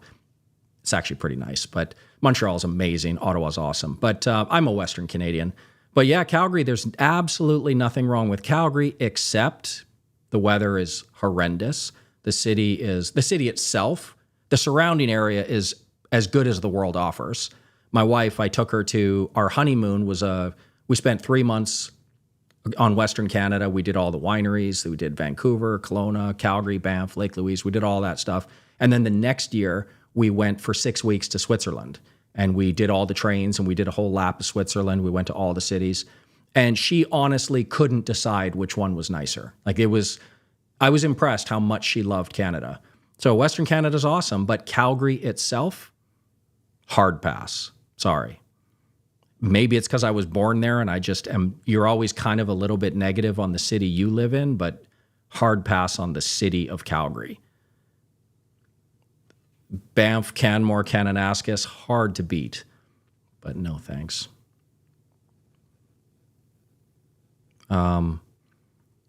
The guy that bankrupted a casino thinks he's a genius.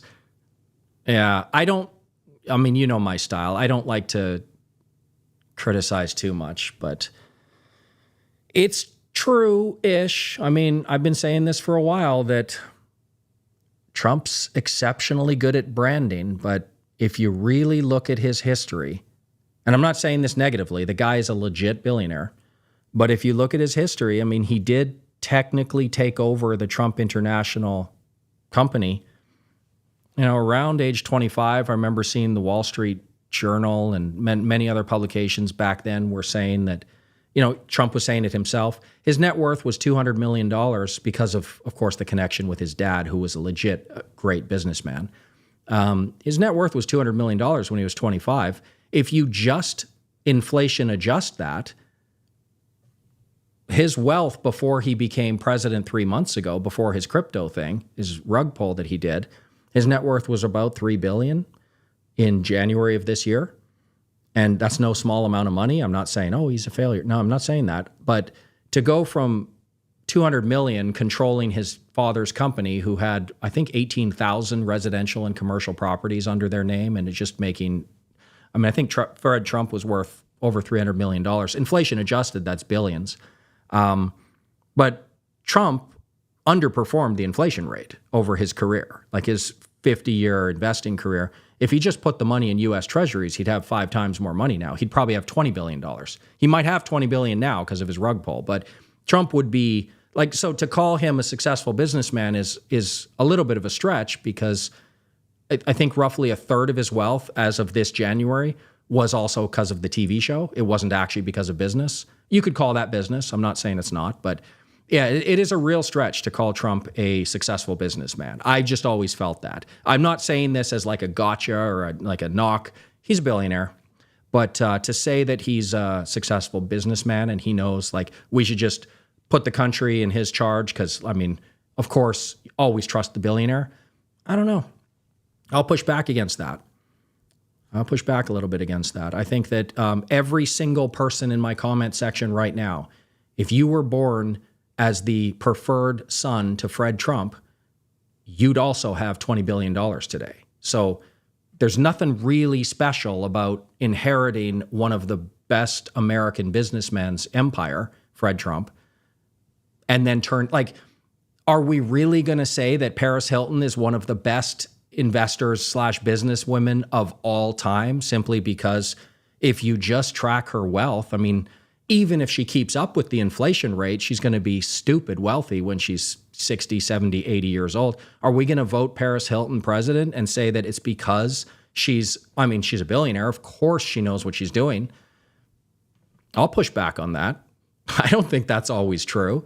There is such a thing as not starting on third base. In Trump's case, starting literally foot in the air, almost ready to touch home plate. That's where Trump started. So I think every one of us, every person in the comment section would be a mega billionaire if you were born into the same situation. Take that for what it is. I'm not knocking the guy. He legit has a lot of money. But it matters where and how you got it, too. Like, he's not self-made. He was incredibly rich when he was 25 years old. If I was that rich when I was 25, I'd like to think I would have outpaced the inflation rate. That's just me. I would have liked to think I could have beaten U.S. treasuries, but he didn't. Sorry. That was a hard knock. MAGA's coming after me for that one. Should we allocate some money to SVXY? No, it's just not time. I'm a person who waits for confirmation of signals, and volatility is in the 98th percentile. You don't short vol when it's in the 98th percentile. You just don't. I'm tempted to go short VIX, but Trump always screws me over. Well, don't outright go short VIX. Be clever about it. There would be nothing wrong with opening some 25 strike butterflies on the VIX for like a month out, something like that. There'd be nothing wrong with opening some verticals right now. Remember, when you're shorting the VIX, you want to make sure that you're not super long Vega. So don't go out doing something dumb like buying VIX put options. Don't do that. You're super high Vega. You're paying a fortune for those puts. Do something that involves both a short and a long contract. So butterflies, calendars, you can do things like that. Verticals. You could do an iron condor centered around like 20 to 30 on the VIX for 3-4 weeks out. You could do that. You could do the same option structures on volatility ETPs. Just go 20%, 30% out of the money, and you could do that. Just don't Just don't pay a lot of Vega right now. That's it. VIX is at 45. Don't walk into long options. That's a terrible idea. Okay. In Calgary, making $100K per year, you live on poverty level. Is that true? So I went back. I lived in Calgary 2017 for like 6 months. I went back at extended stay. My mom still lives there, so I do visit a lot. 100K a year. You can buy a nice house in Canada for 600-ish, or in Calgary. Nice. I mean, you're not balling, but nice. Cars cost a normal. Restaurants, my wife and I always feel like the restaurants are very reasonable priced. She's a foodie, so I sit next to her while she enjoys expensive meals. I don't care. I could eat Subway the rest of my life, but 100 grand? 100 grand goes somewhere in Calgary. I might push back on that a little bit. I love hearing your thoughts. Thank you. It was just a rant today. This is not our normal style. China, I hear, has a 25% unemployment rate for young males. True or not? Could be very true. China is just like the U.S., probably even worse when it comes to misinformation. So good luck getting the actual data. Like for the U.S., when they say employment's or inflation's 3%, yeah, 3%. It's like 8%. When unemployment is 3.5%, well, yeah, that doesn't include these people who aren't technically looking for a job. It doesn't include these people who are part-time workers. It doesn't include these people who have 3 jobs, but none of them add up to 40 hours a week or 32 hours a week, whatever it is. Yeah, China's the same, but worse. Like misinformation in China on steroids, but could be true. That seems about right. I think that I can't confirm that with any data, but that seems accurate. Doesn't matter though. Like the previous poster said, the number of people who graduate from engineering in like, what did he say, 1 year is like dwarfs the US for whatever. That's the thing about China. It's just a unbelievably massive juggernaut that they don't mind throwing 25% of their population under a bus. They could throw 90% of their population under the bus, and the remaining 10 of high achieving, go-getters, that in itself is global conquest proportions of mind power. China doesn't mind doing things like that. America looks at it opposite that I sometimes look at it. America looks at it and says, China treats their people poorly. China doesn't manage their economy effectively. China doesn't do this, that, and the other. I look at it and say, yeah, you're dealing with an enemy that does all those things you just said. How are you going to beat them? Right? I look at it the opposite way. I look at it like, oh shit, it would be so much easier to beat China in a trade war. Sorry, I've been talking for 2 hours. It'd be so much easier to beat China in a trade war if China was actually subject to elections. If China was actually worried that their citizens would rise up and revolt. If they were actually worried that small business owners would be put out of business. Then you'd be dealing on a fair playing field and you'd be like, okay, let's go, America. We can do this. Yeah, you're fighting with someone who will gladly put their population under a bus. Good luck. Trump wants lower oil and interest to roll the debt and refill the SPR. Lower oil and interest.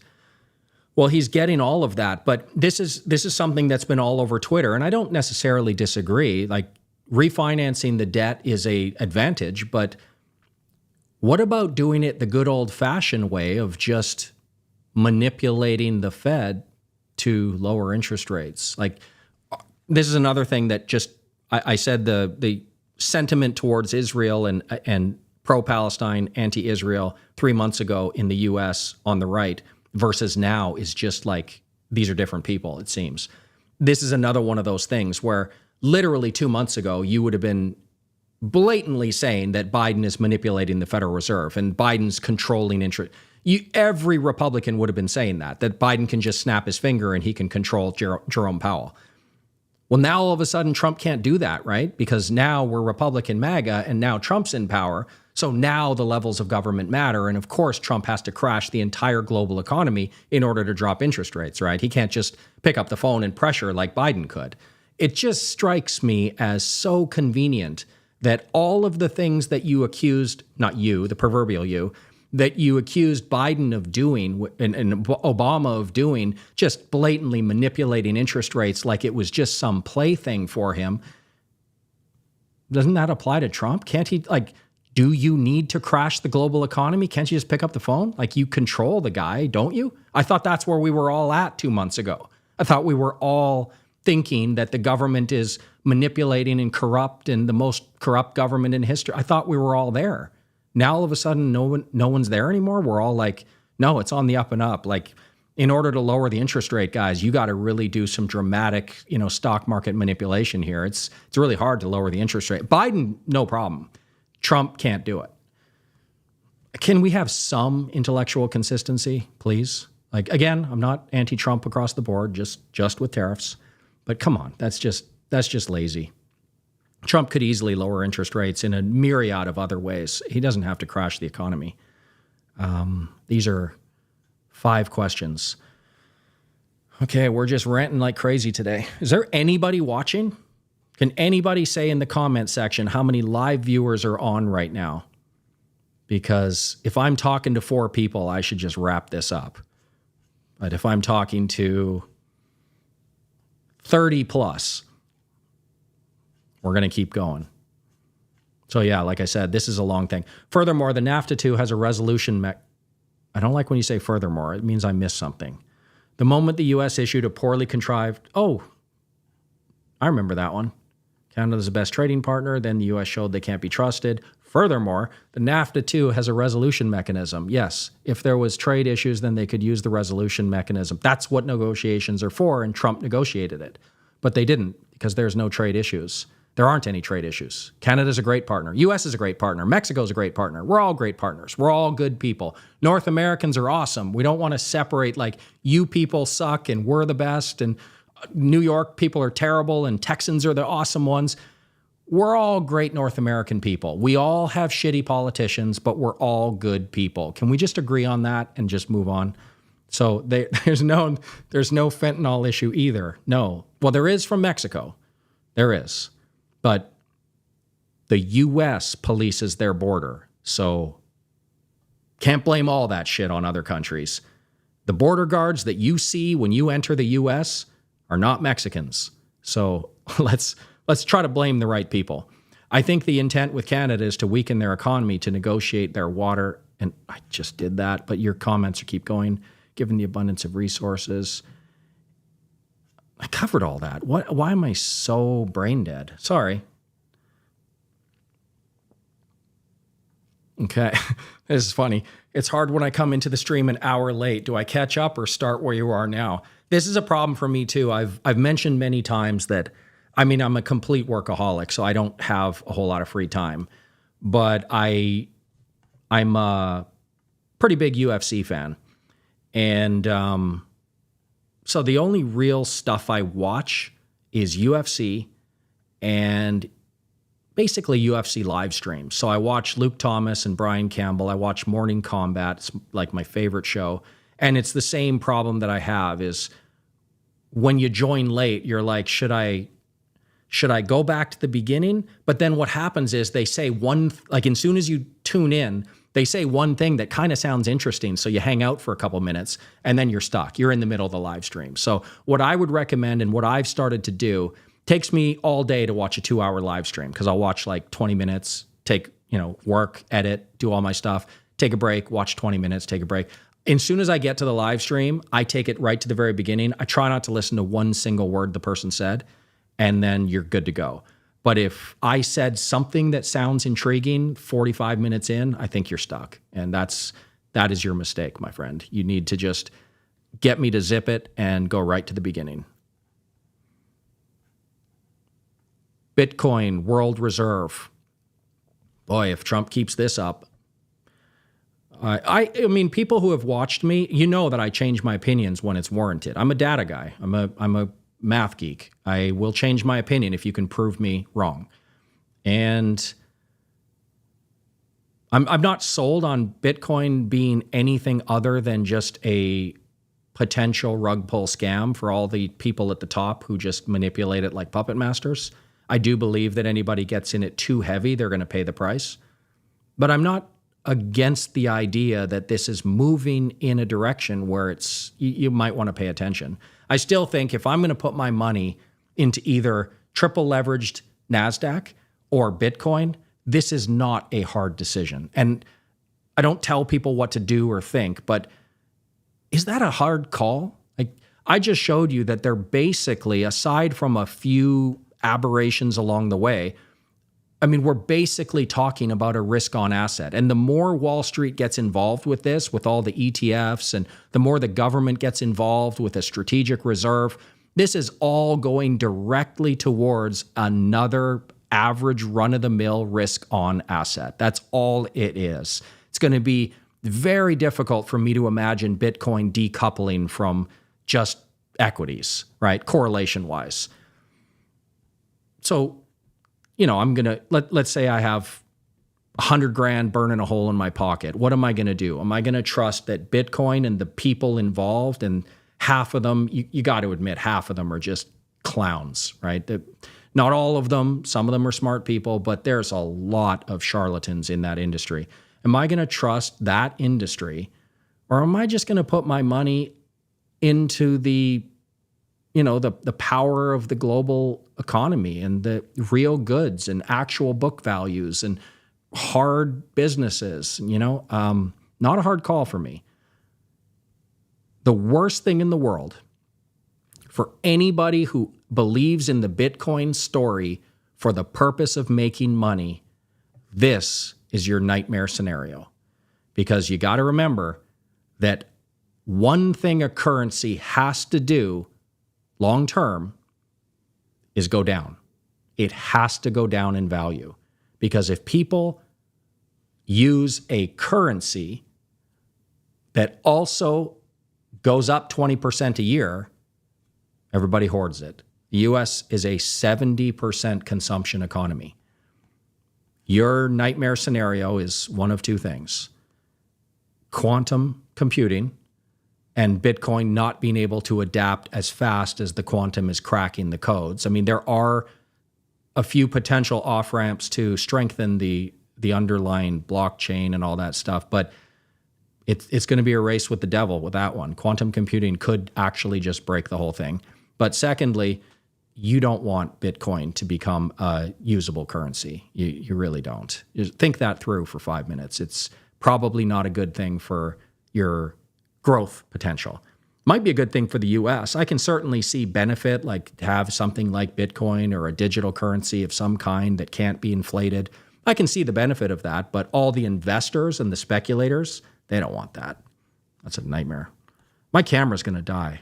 I can't see the power, but I gotta wrap this up. So there's just, I mean, I'm looking at this. There's 30 more questions. We can't do this. So Monday, I'm going to come back and we're going to talk about let's go it right now. VYLD, the new volatility ETF. So SVIX is a -1 and it's down 17. Holy shit. Stock market's down 5.1%. SVIX, I mean, we exited our short volatility positions on February 21st. So we exited right there. We actually trade the SVXY. So we exited right there, right? This is bloodbath territory. But anyway, let's keep going. Gold has been doing awesome for us. Where's February 21st? Right there. So gold's up. Short vol is absolute bloodbath. But anyway, down 17. VYLD is the new one.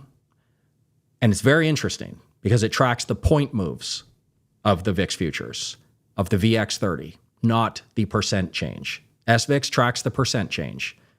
This new one is interesting. I will share my thoughts about it on Monday. I will explain what it is, how it works, and how maybe you could potentially stuff it into a couple strategies.